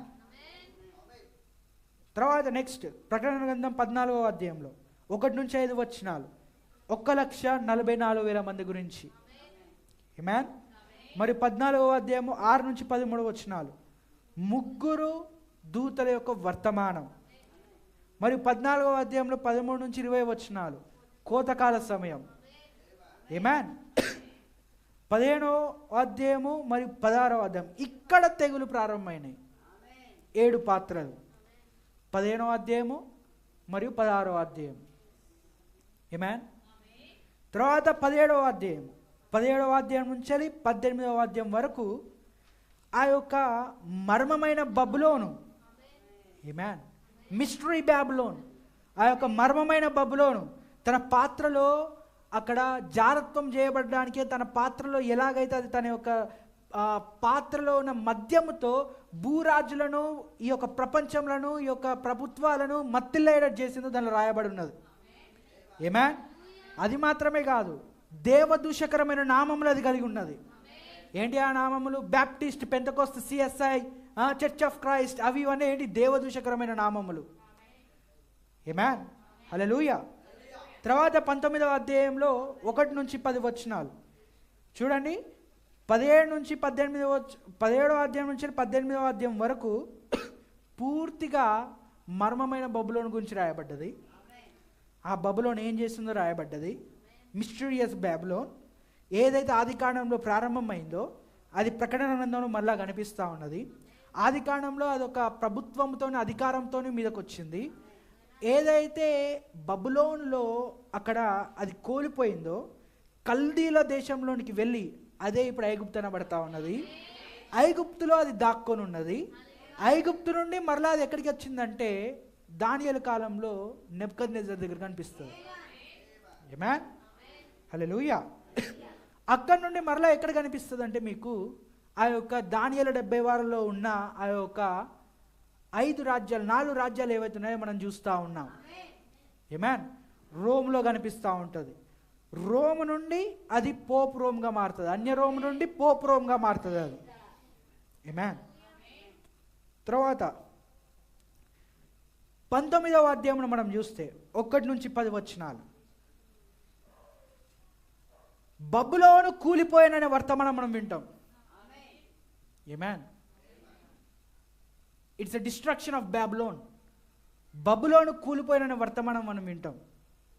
అదే సమయంలో మ్యారేజ్ ఆఫ్ ద ల్యాంబ్, గొర్రెపిల్ల వివాహోత్సవము మరియు గొర్రెపిల్ల విందు రెండిట్లను మనం చూస్తూ ఉంటాం. ఇవన్నీ పజిల్స్. బబులోన్ ఎలా కూలిపోయింది బ్రదర్ అంటే ఇప్పుడు కూలిపోయిందని మీరు నమ్ముతున్నారా? చేతి సహాయం లేని రాయి ఒకటి వచ్చిందని ప్రవక్త చెప్పాడు. ఆ రాయి ఏంటిదో కాదు కానీ అది ఇదే అని చెప్పాడు. ఆమేన్. బబులోను కూలిపోయాను. ఆమేన్. ఆ రాయి వచ్చినప్పుడు ఏమైంది? గొర్రెపిల్ల వివాహం జరిగింది. ఆ రాయి వచ్చినప్పుడు ఏం కావాలి? ఇప్పుడు నెక్స్ట్ గొర్రెపిల్ల వివాహ మహోత్సవం జరగాలి. ఇప్పుడు మనం ఎక్కడికి వెళ్తున్నాం? గొర్రెపిల్ల వివాహము నుండి విందులోనికి మనం వెళ్తా ఉన్నాం. హల్లెలూయా. 19వ అధ్యాయం 11-16 వచనాలు అదేంటిది? 3వ రాకడ. ఆయన మేఘముల మీద గుర్రముల మీద స్వారీ చేసుకుంటూ రావడం. హల్లెలూయా. 19వ అధ్యాయం 17-18 వచనాలు ఏంటిది? 2వ రాత్రి విందు, సెకండ్ నైట్ సప్పర్. 2 రాత్రి విందులు ఉన్నాయి, మీరు చూసారా? మొదటి రాత్రి విందు, 2వ రాత్రి విందు. ఈ 2వ రాత్రి విందు ఏంటిది? ఇది ఆకాశంలో ఉన్న పక్షులకు, భూమి మీద ఉన్న జంతువులకు వాటన్నిటిని రమ్మని పిలుస్తారు. ఏమని? భూరాజుల మాంసమును, తర్వాత అక్కడున్న ఆ యొక్క భూపతుల మాంసమును తినివేయడానికి రండి అని చెప్పి పిలుస్తారు. ఆమేన్. That is a second supper, second night supper, 2వ రాత్రి విందు అది. ఆమేన్. తర్వాత అర్మగిదోన్ యుద్ధం 19-21 వచనములు చూడండి. ఇవన్నీ పజిల్స్. ఇవి నేను అధ్యాయాల ప్రకారం వెళ్తా ఉన్నా కానీ మనం ఎలాగైతే మొదటి అధ్యాయంలో 1-7 వచనాలు 8 వచనాలు ఏవైతున్నాయో అవి వాస్తవానికి ఎప్పుడు రాయబడాలంటే 18 తర్వాత రాయబడాలి. కానీ ఏమైంది? అది పైకి వచ్చినాయి, కిందకు వచ్చినాయి. సేమ్ ఇక్కడ కూడా చాలా ఉంటాయి ఇట్లా పజిల్స్, చాలా ఉంటాయి. ఆమేన్. ఇక్కడ మనం చూస్తున్నాం 19 నుంచి 21 వచనాలు అర్మగిద్దోన్ యుద్ధం. ఇదే 3వ ప్రపంచ యుద్ధం. ఆమేన్. మరియు 20వ అధ్యాయంలో 1 నుంచి 3 వచనాలు అధ్యాయం సూచిస్తూ ఉన్నాయి. లూసిఫర్ 1000 ఏళ్ల పరిపాలనకు ముందుగా తాను బంధింపబడడం. ఆమేన్. తర్వాత 20వ అధ్యాయంలో 4 నుంచి 6 వచనాలు మొదటి పునరుద్ధానం. హల్లెలూయా. 20వ అధ్యాయంలో 7 నుంచి 10 వచనములు గోగుమాగోగు యుద్ధం. ఇదే చివరి యుద్ధం. ఇక 3వ ప్రపంచ యుద్ధం తర్వాత 1000 ఏళ్ల పరిపాలన తర్వాత చివరిగా గోగుమాగోగు యుద్ధం ఉంటుంది. ఆమేన్. అది ఇంకా చివరి యుద్ధం. అది 3వ ప్రపంచ యుద్ధం చివరి యుద్ధం కాదు. గోగుమాగోగు యుద్ధం చివరి యుద్ధం. ఆమేన్. తర్వాత 20వ అధ్యాయము 11వ వచనంలో మనం చూస్తే గోగ్మాగోగ్ యుద్ధం అయిపోయిన తర్వాత గొప్ప న్యాయ తీర్పును మనం చూస్తూ ఉన్నాం. Great white throne judgment. ఈ జడ్జ్మెంట్నే, ఈ న్యాయ తీర్పునే మన దానియేలు కూడా చూశాడు. ఒక వృద్ధుడు తనన్నాడు, ఒక వృద్ధుడు తెల్లని వెంట్రుకలు కలిగిన ఒక వృద్ధుడు ధవళ సింహాసనం తీర్పు యొద్ద కూర్చొని ఉన్నాడని, సకల జనులు అక్కడ నిలబడి ఉన్నారని, వారి యొక్క గ్రంథములన్నీ అక్కడ విప్పబడ్డాయని. ఆమేన్. అదేంటిది? అది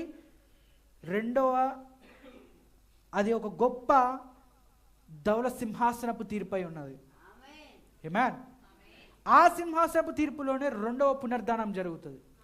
మొదటి పునరుద్ధానంలోనేమో అందరూ అక్కడ మిలేనియంలో 1000 ఏళ్ల పరిపాలనలో పాల్గొనాల్సిన వాళ్ళు 7 సంఘకాలలో ఎవరైతే ఉన్నారో వారందరూ అక్కడ పునరుద్ధరించబడతా ఉంటారు. ఆమేన్. హల్లెలూయా.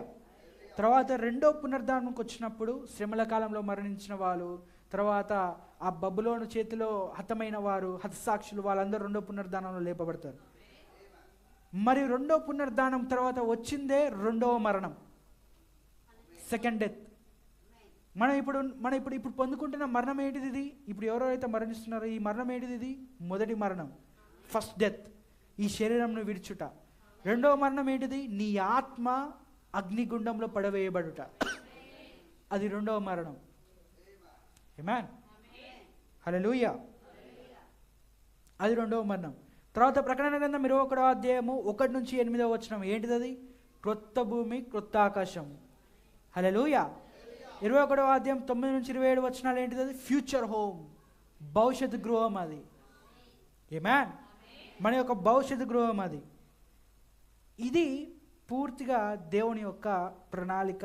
దీనిలో రాయబడిన పుస్తకం, ఈ పుస్తకంలో రాయబడిన ప్రణాళిక. ఆమేన్. 22వ అధ్యాయంలో ఏం జరిగింది? ఈ గ్రంథమును ముద్రించడం. ఆమేన్. Sealing of the book. ఈ గ్రంథంలో ముద్రించడం. ఈ 22వ అధ్యాయంలోనే ఈ గ్రంథంలో ఒకటి కలిపినా ఒకటి తీసివేసినా వాడికి తెగులు పాత్రలు ఇక్కడ రాయబడినాయి అని రాయబడ్డది. ఆమేన్. Finally 22 is the sealing of the book. ఈ గ్రంథంను ముద్రించడం. ఇది ప్రకటన గ్రంథం యొక్క పూర్తి లేఅవుట్. ఆమేన్. దీన్ని నేర్చుకోవాల్సిన ఎన్ని ఉన్నాయి బ్రదర్? చాలా ఉన్నాయి. 1 2 కాదు. వాస్తవానికి మనకి 3 రోజులు కూడా సరిపోవు. దీన్ని నేర్చుకోవాల్సినవి చాలా ఉన్నాయి. మరి మీరు చూడండి, ప్రకటన గ్రంథం ఏదైతే ఉన్నదో అది పూర్తిగా ఒక గుర్తుల పుస్తకంతో అది రాయబడ్డది. ఎవరైనా 7 బూరలు, తర్వాత 7 పాత్రలు, ఎవరైనా ఒకవేళ 4వ అధ్యాయం 5వ అధ్యాయం గురించి వాళ్ళు ఒకవేళ కొట్లాడిండి అనుకో, చూసినా అక్కడ 2 మనుషులను, అక్కడ 2 మనుషులను, అక్కడ 2 మనుషులను కొట్లాడిండి అనుకో, ఫస్ట్ క్వశ్చన్ ఏంటిదంటే భూమి మీద 7 తెగులు కుమ్మరించబడతాయి అన్నాడు. అవి నిజంగా పాత్రలేనా?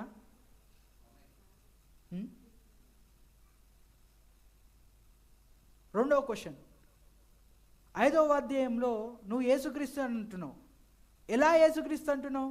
ఆయన గొర్రెపిల్లగా ఉన్నాడు అంటున్నావు. మరి ఆయన గొర్రెపిల్ల ఆకారంలో ఉన్న ఆయన నువ్వు యేసుక్రీస్తు అని ఎలా అని చెప్తున్నావు? భూమి మీదకి వచ్చినప్పుడు ఆయన గొర్రెపిల్ల ఆకారంలో ఉన్నాడా? లేడు. అక్కడ చూసినప్పుడు ఆయన 7 కొమ్ములు కలిగిన వాడు, ఆ 7 కొమ్ములకు 7 కన్నులు కలిగిన వాడుగా ఉన్నాడు. మరి అవే ఆ 7 కన్నులే భూమి మీదకి పంపబడిన 7 ఆత్మలను రాయబడ్డది. పరిశుద్ధాత్ముడు ఎవడు? యేసుక్రీస్తు. ఇఫ్ సమ్వన్, ఒకవేళ ఎవరైనా ఒకరు 5వ అధ్యాయంలో 2 మనుషులు అంటున్నారు అనుకోండి, భూమి మీదకి వచ్చినప్పుడు యేసుక్రీస్తు అలా ఉన్నాడా? It's just a symbol. అది కేవలము ఒక గుర్తు మాత్రమే. అది హల్లెలూయా. అది కేవలం ఒక గుర్తు మాత్రమే. అది ప్రకటన గ్రంథం 13వ అధ్యాయంలో భూమి నుంచి వచ్చిన క్రూరమృగం అని రాయబడ్డది. ఇప్పుడు అమెరికాకు నిజంగా 2 కొమ్ములు ఉన్నాయి ఏంటి? లేవు. అవేంటి? అవి ఒక సింబల్. అది ఒక కొమ్ము దేని సూచిస్తూ ఉన్నది? మతం గురించి. క్రైస్తవ మతానికి పూర్తిగా అధికారం చెందింది ఏదైనా ఉన్నదా దేశం అంటే అది ఒక్కటే. హల్లెలూయా. ఇంకొక కొమ్ము దేన్ని సూచిస్తూ ఉన్నది? రాజకీయం గురించి. 2వ ప్రపంచ యుద్ధం తర్వాత ప్రపంచం అంతా ఏలింది ఏదైనా ఉన్నదా అంటే అన్ని దేశాలకు పెద్దన్న ఎవరంటే అమెరికా అంటారు. రాజకీయం.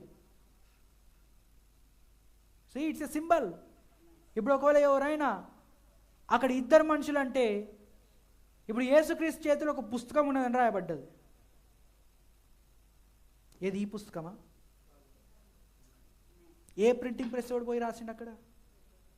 ఎవడు ప్రెస్ చేసిండు అక్కడ? Printing press? No, it's a symbol. అదొక గుర్తై ఉన్నది. అదొక గుర్తది. అందుకే ఈ ప్రకటన గ్రంథం ఏదైతే ఉన్నదనుకో, ఇది పూర్తిగా ఒక గుర్తుల పుస్తకం అయి ఉన్నది. మరి ఇది పూర్తిగా ఒక పజిల్ బుక్ అయి ఉన్నది. ఆజ్ఞ వెంబడి ఆజ్ఞ, సూత్రం వెంబడి సూత్రము, కొంత ఇచ్చట కొంత అచ్చట అక్కడ రాయబడి ఉన్నది. ఆమేన్. వీటిని అన్నిటినీ కలిపి చెప్పే బాధ్యత ఎవరిదంటే ఒక బోధకుడి యొక్క పని అయి ఉన్నది. ఒక బోధకుడు చెప్పిన ఆ యొక్క వాక్యానికి నీరు పోయడం బాధ్యత ఎవరిదంటే ప్రసంగికుడి యొక్క పని అయి ఉన్నది. హల్లెలూయా, ప్రైజ్ లార్డ్. అందుకే ప్రియమైన దేవుని పిల్లలారా, మనం వచ్చే మీటింగ్స్కి వెళ్ళబోయే ముందు మొదటిగా ప్రకటన గ్రంథంని పూర్తిగా చదవండి. తర్వాత యేసుక్రీస్తు యొక్క ప్రత్యక్షత అనే పుస్తకాలు కూడా చదవండి. వీటిని తెలుసుకోకుండా ఎత్తబడతామనే మాత్రం అది అసాధ్యం. ఆమేన్. వీటిని తెలుసుకోకుండా నేను ఎత్తబడతానంటే అది మీరు భ్రమలో ఉన్నారు. వీటిని తెలుసుకుంటేనే నువ్వు ఎత్తబడతావు. వీటిని నువ్వు గైకొంటేనే నువ్వు ఎత్తబడతావు. వీటిని నువ్వు గైకొన్న వాడే అక్కడ దీవించబడిన వాడు. ఆమేన్. మరి ఈ ప్రకటన గ్రంథం ఏంటిది బ్రదర్ అంటే 7 సంఘకాలలో ఉన్న పూర్తి చరిత్ర దీంట్లో ఉంటుంది. ఆమేన్. 7 సంఘకాలలో జరిగినవన్నీ, ఇప్పుడు జరుగుతున్నది, మరి జరగబోయేటి అన్ని దీంట్లో రాయబడి ఉన్నది. మరి ప్రకటన గ్రంథం దేంతో ముడివేయబడ్డది బ్రదర్ అంటే పాత నిబంధన పూర్తిగా ప్రకటన గ్రంథంతో ముడివేయబడ్డది. పాత నిబంధనలో ఉన్న చట్టాలు ఇంకా ప్రకటన గ్రంథంలో వర్తిస్తున్నాయని మీకు తెలుసా? ఆ వేషను ఎలా చంపాలి? రాళ్ళతో కొట్టి చంపాలి. అది ఎక్కడది? మోషే ధర్మశాస్త్రంలో ఉన్న ఒక ఆజ్ఞ. అది ధర్మశాస్త్రం కొట్టివేయబడలే, కొన్ని లేఖనాలు నెరవేర్పైనాయి. ఆమేన్. ఆ లేఖనాలు ఏంటిది? ఒకటి బలి అర్పణ గురించిన లేఖనం, ఇంకోటి పండుగల గురించిన లేఖనం. ఆమేన్. ఆ పండుగలు ఏవైతున్నాయో 7 పండుగలు ఏవైతున్నాయో అవన్నీ ఏంటి? అవి యేసుక్రీస్తుకు సూచన. ఆ 7 పండుగలు దేన్ని సూచిస్తూ ఉన్నాయి? మన కాలాన్ని సూచిస్తూ ఉన్నాయి. హల్లెలూయా. సి, ప్రతిదీ దేవుడు ప్రకటన గ్రంథంలో రాసి ఉంచాడు. ఒకడు అన్నాడు, మీ డాడీ ఎప్పుడు చూసినా ప్రకటన గ్రంథమే ప్రకటన గ్రంథం అంటా ఉంటాడు, అసలు దాంట్లో ఏముందని అంటాడు. ఇన్ని గణం ఉన్నాయి. ఏమున్నాయి నేనేం చెప్పాను?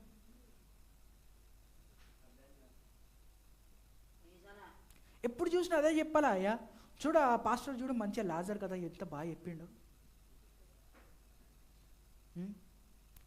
లాజర్ ఏం చేశాడు చూడు, ధనవంతుడిలాగా అక్కడ ప్రవర్తించలే, ఎప్పుడు దీనంగా ఉన్నాడు, ఎప్పుడు చినిగిపోయిన బట్టలు వేసుకొని కూర్చున్నాడు.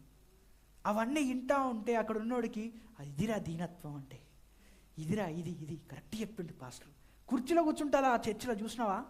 మనం చూడు, మనందరం కింద కూర్చుంటాం, ఎంత దీనత్వం కలిగిన వాళ్ళం. ఇదిరా దీనత్వం అంటే, ఇది అవునరా.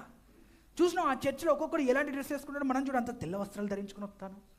ఇదిరా నీతి అంటే, ఇదిరా. చూడు ఇంకో గ్రంథంలో రాయబడ్డది, అందరూ తెల్ల వస్త్రాలు ధరించుకున్నారని. వాళ్ళకి మనం ముందుగా ఇక్కడ మనం వేసుకుంటా ఉన్నాం.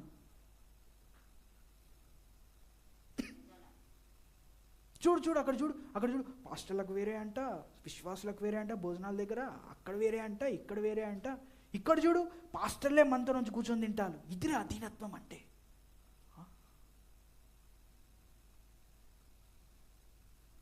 పాస్టర్కి ఇల్లు ఉండొచ్చు, పాస్టర్ కారు ఉండొచ్చు, అన్ని కలిగి ఉన్నాడు, మళ్ళీ ఇప్పుడు మననే డబ్బులు అడుగుతాను. ఏందిరా ఇది? చూడు ఆ పాస్టర్ చూడు, ఇంటికి వచ్చి ఖచ్చితంగా అడుక్కొని పోతాడు. నేను వేయకుండా వాడు పోయేటోడు కాదు. మళ్ళీ నెక్స్ట్ సండే నన్ను భజిస్తాడు. అక్కడ భజనలే. ఆ సిస్టర్ పప్పు చారు పెడితే నాకు ఎంత బాగుందంటే, ఇదిరా ఇదిరా అసలైన బోధ అంటే. మీ పాస్టర్ చూడు ఎప్పుడు చూసినా ప్రకటన ప్రతి అంటాడు. ఏది? ఎవడికి అర్థం కాదు. వచ్చినోడు కూర్చున్నాడు పండుకుంటాడు, ఇంకోడేమో అరుస్తాడు గట్టిగా, నిద్రపోవన్నా అక్కడ శాంతి ఉండదు. పోని కూర్చొని అది ఒకటే చెప్తాడు, అది ఒకటే చెప్పాడు, మా గురించి కూడా చెప్తాడు, పేరు చెప్పాడు గంతే. వచ్చి తిట్టించుకున్నాడు తప్ప ఏం లేదు మీ సంఘంలో. అదే ఆ సంఘంలో చూడు పోయి కూర్చున్నాడు తోటే, అయ్యలారా అమ్మలారా మనం ప్రార్థించుకుందాం, మనం ప్రార్థనలోనికి వెళ్దాం. ఇప్పుడు మన మధ్యలో ఒక సోదరుడు వచ్చి ప్రార్థిస్తాడు. తను ప్రార్థించిన తర్వాత మనం పాటలు పెట్టుకుందాం. ఏంటిది? అదే మీ సంఘంలో చూడు, వచ్చి పాటలు పాడాలంటే నిండైన వస్త్రాలు ఉండాలంటే, వచ్చి పాటలు పాడాలంటే పరిశుద్ధాత్మతో ఉండాలంటే, వచ్చి పాటలు పాడాలంటే ఈ పాటలు పాడద్దు ఆ పాటలు పాడద్దంట, వర్తమాన సాంగ్సే పాడాలంటే. ఏంది?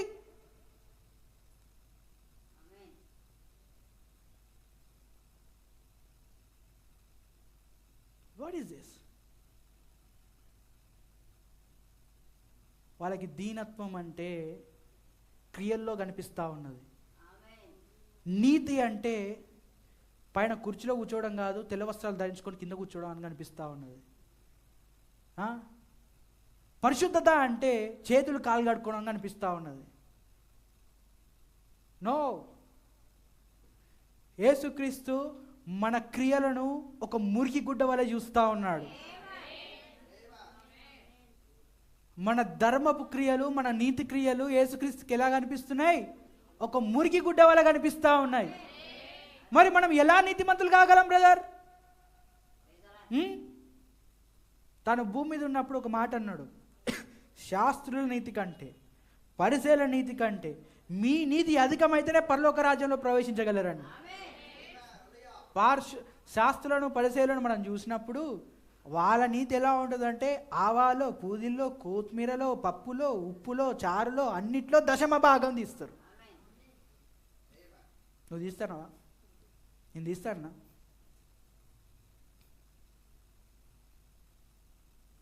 మరి ఎలా మనం నీతిని ధరించుకుంటాం? అందుకే వాళ్ళు ఏం చేయడం ప్రారంభించాలంటే, మేము కూడా శాస్త్రం అవుతాం, మేము కూడా పరిశీలన అవుతాం అని. ఒకటి శాస్త్రయుడు, ఒకటి పరిశీయుడయ్యాడు. ఒకటి శాస్త్రి సంఘానికి వెళ్ళాడు, ఇంకోటేమో పరిశీయుడు సంఘానికి వెళ్ళిపోయాడు. కానీ యేసుక్రీస్తు వాళ్ళు కూడా పరలోక రాజ్యం పోరు అన్నాడు. వాళ్ళ నీతి కంటే అధికం కావాలంటున్నాడు. ఎలా అవుతుంది మన నీతి వారికంటే అధికంగా? అది ఎలా సాధ్యం? అది ఆయన రక్తంలో మనం కడగబడినప్పుడు, మనం మారు మనసు పొందినప్పుడు, హల్లెలూయా, మన శక్తి చేతనో మన బలము చేతనో మన జ్ఞానము చేతనో కాదు, కానీ ఆయన ఆత్మ చేత నడిపించబడుతున్నప్పుడు, హల్లెలూయా, నన్ను నమ్మి నన్ను వెంబడించి వాడు నేను చేయు క్రియలే వాడును కూడా చేస్తాడని రాయబడిన ఆజ్ఞ నీలో నెరవేర్పబడినప్పుడు, అప్పుడు నువ్వు నీతిమంతుడిగా అక్కడ దేవుని ముందట నిలబడతావు.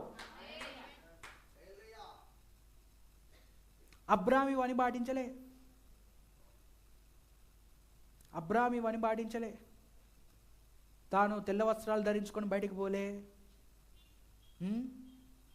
ఆవాల్లో పూదినలో దశమభాగం తీయలే, తాను కొల్లగొట్టిన దాంట్లోకి వెళ్ళి తీసిచ్చిండు. అది కూడా దేనికి తీసిచ్చిండు? ప్రభురాత్రి భోజనం, నాకు కమ్యూనియన్ సావాసం కొరకు. ఆమేన్. అవి ఒకటే ఉన్నాయి. అబ్రాహాం లోపల చాలా తప్పులు ఉన్నాయి. లోతు విడిచిపెట్టిపోయాడు. నీతో దేవుడు ఉంటే ఈ ఎడారిలో ఇక్కడ కూర్చోబెడతాడా? నీతో దేవుడు నీకు వాగ్దానం ఇచ్చిన భూమి ఏదైనా ఉండాలి, ఏదైనా ఉంటే అది ఎడారినే ఇవ్వాలా? అదేదో ఐగుప్తుని ఇవ్వచ్చు కదా, అదేదో సొదొమ గొమొర్రాని ఇవ్వచ్చు కదా.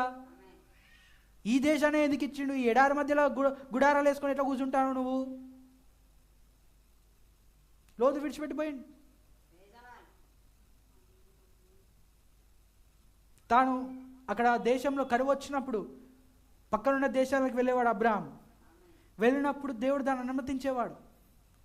తాను అక్కడ వాగ్దాన దేశంలో విడిచిపెట్టి వెళ్ళకూడదు, అది వాక్యానికి వ్యతిరేకం, అది దేవుడు చెప్పిన మాటకు వ్యతిరేకం. అది తను అక్కడ ఒక వెన్నుముక్క లేని సేవకుడు వల్లే తను వెనుకకు వెళ్ళిపోయాడు. తను వెనుకకు వెళ్ళిపోయినప్పుడు, తాను దిగజారబడినప్పుడు అయినా సరే దేవుడే తనను పైకి లేపాడు. హల్లెలూయా.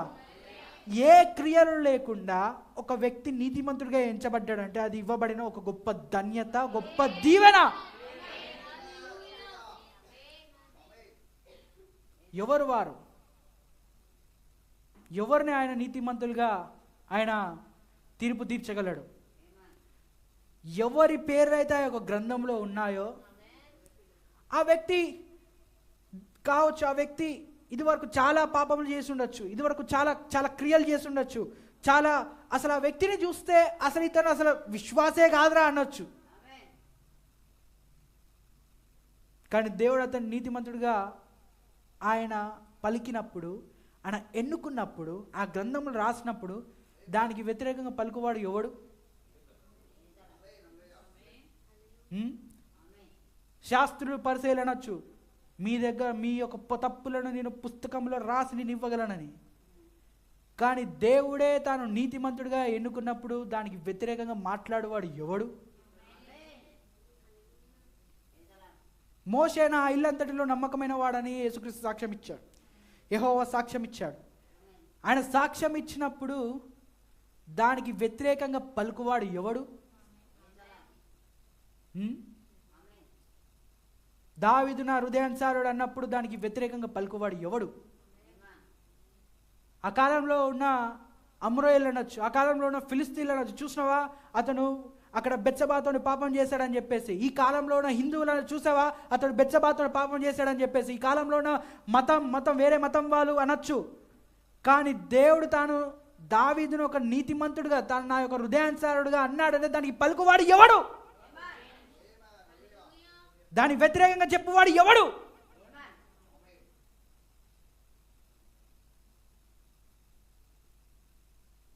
నోబడి. ప్రపంచంలో మతాలు, ప్రభుత్వాలు కొట్టివేయచ్చు, నిన్ను నీతిమంతుడిగా వాళ్ళు తిరస్కరించవచ్చు, కానీ దేవుడు నిన్ను నీతిమంతుడిగా చేస్తే దాన్ని వ్యతిరేకించి వాడు ఎవడు?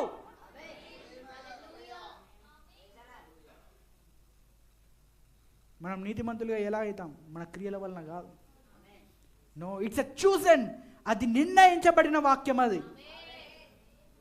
అది ముందుగా అది నిర్ణయించబడిన ప్రణాళిక, అది ఎన్నుకోబడిన వారి యొక్క ప్రణాళిక. అది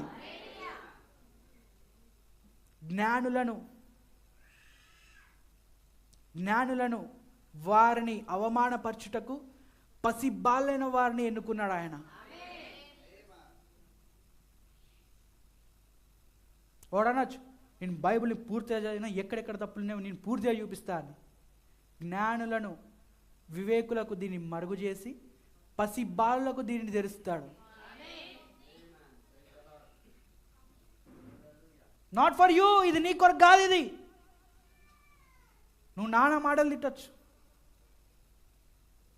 ఏమని? సొలొమోను ఇట్లా తప్పు చేశాడు, దావీదు ఇట్లా తప్పు చేశాడు, అక్కడ జరుగుతూ ఉంటే, అక్కడ తామారుతో అక్కడ తప్పు జరుగుతూ ఉంటే అక్కడ మీ దేవుడైన యెహోవా ఏమైనా నోరు మూసుకొని కూర్చొని ఉన్నాడా? ఆనందిస్తూ ఉన్నాడా? మీ వాడు అట్లోడు, మా వాడు ఇట్లోడు నువ్వు ఏమైనా చెప్పు. ఆయన ఒకరిని నీతిమంతుడిగా ఎన్నుకున్నప్పుడు దానికి పలుకువాడు ఎవడు? హూ? చెంచడు మట్టివి నువ్వు, చెంచడు మట్టివి నువ్వు, అంతే. ఈ రాత్రే నీ ప్రాణంను కోరితే నువ్వు ఇయ్యాల్సిందే. ఎట్లా చచ్చిపోయినావు డాక్టర్లు కూడా చెప్పలేరు. ఈ వర్తమానమునకు వ్యతిరేకంగా పలుకువాడు ఎవడు? ఈ మేఘమును కాదని తిరస్కరించినంత మాత్రాన దేవుడు దాన్ని రుజువుపరిస్తే దానికి వ్యతిరేక పలికిన వాడు ఎవడు? ఎవరు ఈ యొక్క అగ్నిస్తంభాన్ని త్రోసివేయగలరు? దేవుడే దాన్ని రుజువుపరుచుకుంటే దానికి వ్యతిరేకంగా పలికి దాన్ని త్రోసివేసినంత మాత్రాన దేవుడు దాన్ని అంగీకరించకుండా ఉంటాడా? ఆయన పనులకు, ఆయన క్రియలకు, ఆయన యొక్క క్రియలకు ఒక సాక్షిగా మనల్ని ఇక్కడ ఉంచాడు. ఈ సాక్షులకు వాళ్ళు వ్యతిరేకంగా మాట్లాడినా సరే దేవుడు వారి యొక్క సాక్ష్యాలను లెక్క చేయడు. No, never. మన గురించి పక్కనోడు ఇంకెన్ని మాటలు మాట్లాడినా సరే దేవుడు వారి యొక్క మాటలు లెక్క చేయడు. మనకు కావాల్సింది దేవుని నోటి నుండి వచ్చే మాట.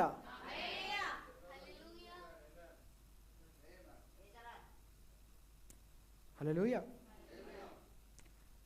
అందుకే చర్చ్కి వచ్చేటప్పుడైనా సరే, పనులు చెప్పినప్పుడైనా సరే, చాలామంది ఇంకొకల అభిప్రాయం కోసం వేచి చూస్తూ ఉంటారు.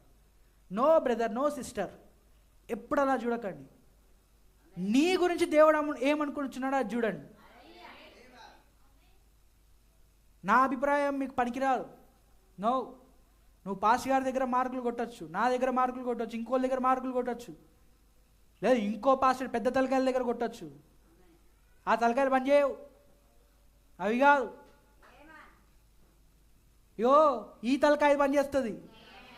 ఇది ఈ తలకాయ యొక్క మాట కావాలి, ఈ మేఘపు తలకాయ మాట కావాలి. నీ మాటలు నా మాటలు పనిచేయవు. నా గురించి నువ్వు ఎన్ని మాటలైనా చెప్పచ్చు, ఎన్ని అబద్ధ సాక్ష్యాలైనా పలకచ్చు, ప్రపంచంని మొత్తం నాకు వ్యతిరేకంగా చేయొచ్చు, కానీ ఈయన నోటి నుంచే మాట, దాన్ని పలికిన తర్వాత దానికి వ్యతిరేకంగా మాట్లాడువాడు ఎవడు? Who can speak against this word? ఈ వాక్యానికి వ్యతిరేకంగా ఎవడు మాట్లాడగలడు? హల్లెలూయా. ప్రేమైన దేవుని పిల్లలారా, మనము ప్రతి ఒక్క లేఖనంను చదువుతున్నప్పుడు ఆ లేఖనంలో నిన్ను నువ్వు చూసుకునేటట్టు ఉండాలి. నీ జీవితం దానిలో కనిపించాలి. నేను నీతిగా యథార్థంగా ఉంచేది ఈ వాక్యం. ఇది వాక్యం నుంచి నువ్వు తొలగిపోయినప్పుడే నువ్వు లోకానికి దగ్గర అవుతావు. నువ్వు లోకానికి దగ్గర అవుతున్నావా? నేను చెప్పనా, దానికి చాలా సింపుల్ ఆన్సర్ ఏంటంటే నువ్వు వాక్యానికి దూరం అవుతున్నావు. నువ్వు వాక్యానికి దగ్గర అయితే ఆటోమేటిక్గా లోకానికి దూరం అయిపోతావు. ఈ లోకంలో ఉన్న వాటిని ప్రేమించేవాడు దేవుని యొక్క ప్రేమ అతనిలో లేదని రోమీయులకు రాసిన పత్రికలో రాయబడి ఉన్నది. హల్లెలూయా.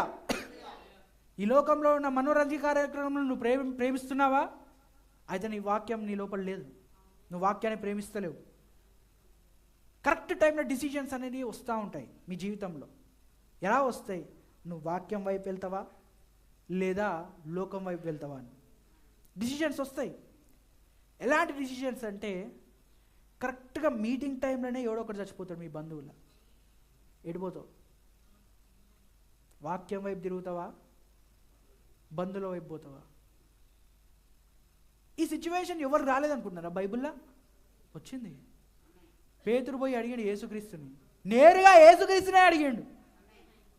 మా నాన్న చచ్చిపోయాడు, పోయి నేను అక్కడ సమాధి కట్టాలన్నప్పుడు మృతులను ప్రాతి పెట్టుకుందరు, నువ్వు నన్ను వెంబడించు.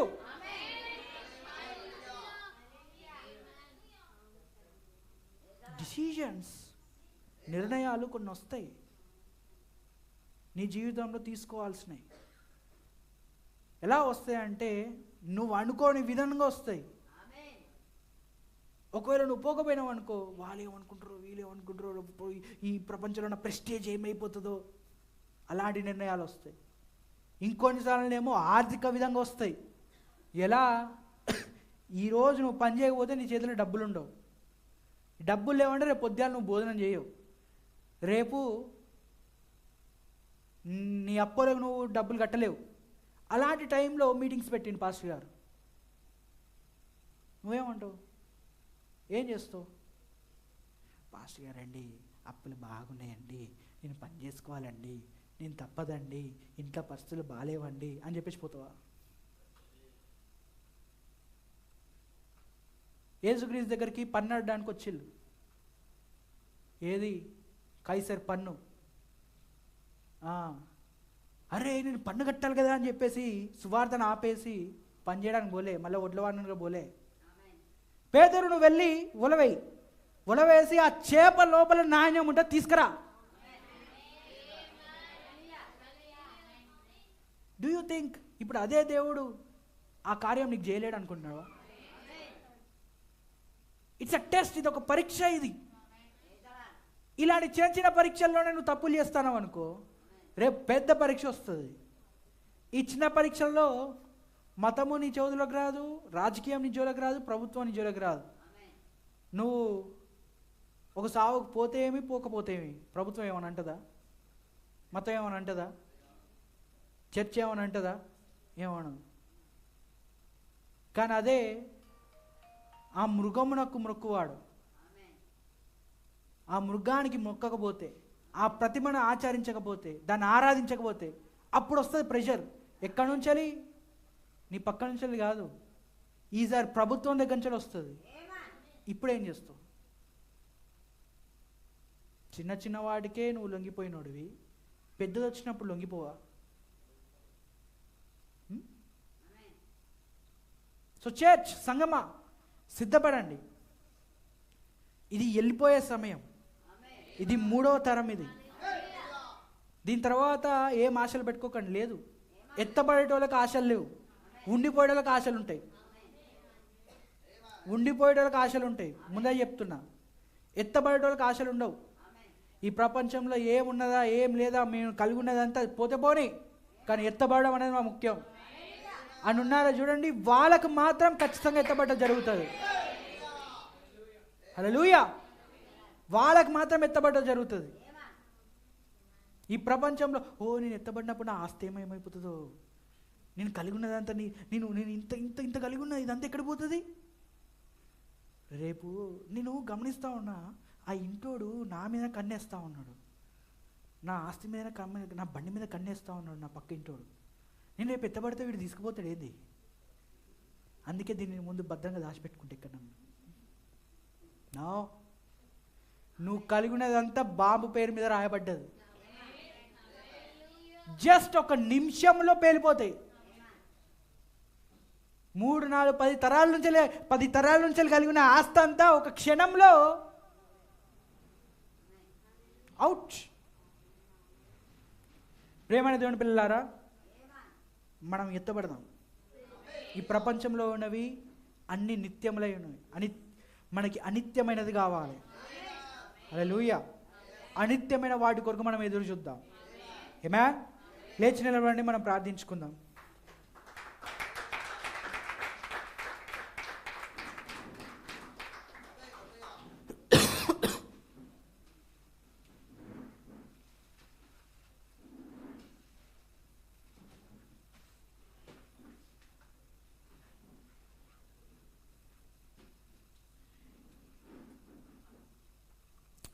మహోన్నతుడా, సర్వశక్తిమంతుడా, కృపమయ దేవునికి స్తోత్రములు ప్రభువా. తండ్రి, మేము నిజముగా నీ వాక్యం పైన ఆధారపడవలసిన జనాంగమై ఉన్నాం. నీ వాక్యమే మా జీవమై ఉన్నది తండ్రి. ఓ ప్రభువా, మా బాధలో అది నెమ్మది కలుగజేస్తుంది. ప్రభువా, మాకు సాయం చేయము, మా ప్రతి పనిలో తోడుగా ఉండము. మా యొక్క గురి ఏకాగ్రత అంతా ఎత్తబట్ట ఉన్నది ప్రభువా, అది లేకుండా మేము బ్రతకలేము తండ్రి. ఓ ప్రభువా, దానిని మేము మిస్ అయితే, ఈ ప్రపంచంలో కలగబోయే శోధనలో, ఆ యొక్క వేదనలో దాంట్లో పాల్గొనడం అయిన తండ్రి. ఓ ప్రభువా, మేము ఎత్తబడటను దాన్ని మేము మరచకూడదు ప్రభువా, దాన్ని దాటి వెళ్ళకూడదు తండ్రి. అందుకు మమ్మల్ని సిద్ధపరచము ప్రభువా. సమయము సమీపించి ఉన్నది తండ్రి, ఇక కాలం అనేది ఉన్నది ప్రభువా. అతి త్వరలో, అతి దగ్గరలో మేము ఉన్నాం. అది ఈ రాత్రే కావచ్చు తండ్రి. ప్రభువా, మమ్మల్ని సిద్ధపరచుము. అందుకు తగిన జ్ఞానమును, అభిషేకమును మా అందరికి దయచేయము, మా సంఘానికి దయచేయము. మేమందరం ఎత్తబడుటే మా యొక్క గురై ఉన్న తండ్రి, అందుకు కావలసిన ప్రతిదీ మాకు సమకూర్చమని ప్రభువా, జరగబోయే కూటాల్లో కూడా మీరు మాకు తోడుగా ఉండము. ఇప్పుడు మేము తిరిగి వెళ్తున్నాము, మాకు తోడుగా ఉండము తండ్రి. నీ అగ్ని కంచెను మా చుట్టూ వేయము నాయన. మేము ఎక్కడైతే అడుగు పెడుతున్నామో అక్కడ నీ పరిశుద్ధాత్మ దిగి రావాలి ప్రభువా. వాతావరణంను పూర్తిగా అదుపులో ఉంచుకోవాలి తండ్రి. అటువంటి అభిషేకమును ప్రతి ఒక్క విశ్వాసి కలిగి ఉండాలి ప్రభువా. అటువంటి ఆలోచనను, అటువంటి తలంపులను వాళ్ళు కలిగి ఉండాలి తండ్రి. వాళ్ళు ఏ ఫీల్డ్లో ఉన్నా సరే, వాళ్ళు టీచింగ్ ఫీల్డ్లో ఉన్నా సరే, వాళ్ళు లాయర్ ఫీల్డ్లో ఉన్నా సరే, వాళ్ళు ఏ ఫీల్డ్లో ఉన్నా సరే, ప్రతి ఒక్క ఫీల్డ్లో తండ్రి నీ యొక్క పరిశుద్ధాత్మను దింపాలి నాయన. అలాంటి వాతావరణం వాళ్ళు అక్కడ సృష్టించాలి నాయన. ఓ తండ్రి, అటువంటి అభిషేకాన్ని ప్రతి ఒక్కరికి దయచేయము. వాక్యమును విని ఆ అభిషేకాన్ని దించే భాగ్యాన్ని దయచేయము. ప్రతి దినము ప్రభువా మేము దాన్ని చదివి ఆనందించే భాగ్యాన్ని దయచేయము తండ్రి. ప్రతి ఒక్క కుమారుని, కుమార్తెను దీవించము ప్రభువా. మేము మరలా కలుసుకునే వరకు మాకు తోడుగా ఉండము నాయన. నీ రాకడ వస్తే మేము ఆ మధ్యాకాశంలో కలుసుకునే భాగ్యాన్ని దయచేయము. నీ రాకడ ఆలస్యం అయితే జరగబోయే కూటంలో కలుసుకునే భాగ్యాన్ని దయచేయము. అంతవరకు మమ్మల్ని అందరిని నడిపించమని మీ చేతిలోనికి సమర్పిస్తూ ప్రభువు యేసుక్రీస్తు నామంలో ప్రార్థిస్తున్నాను. ఆమేన్. God bless you all. దేవుడు మీ అందరిని దీవించును గాక.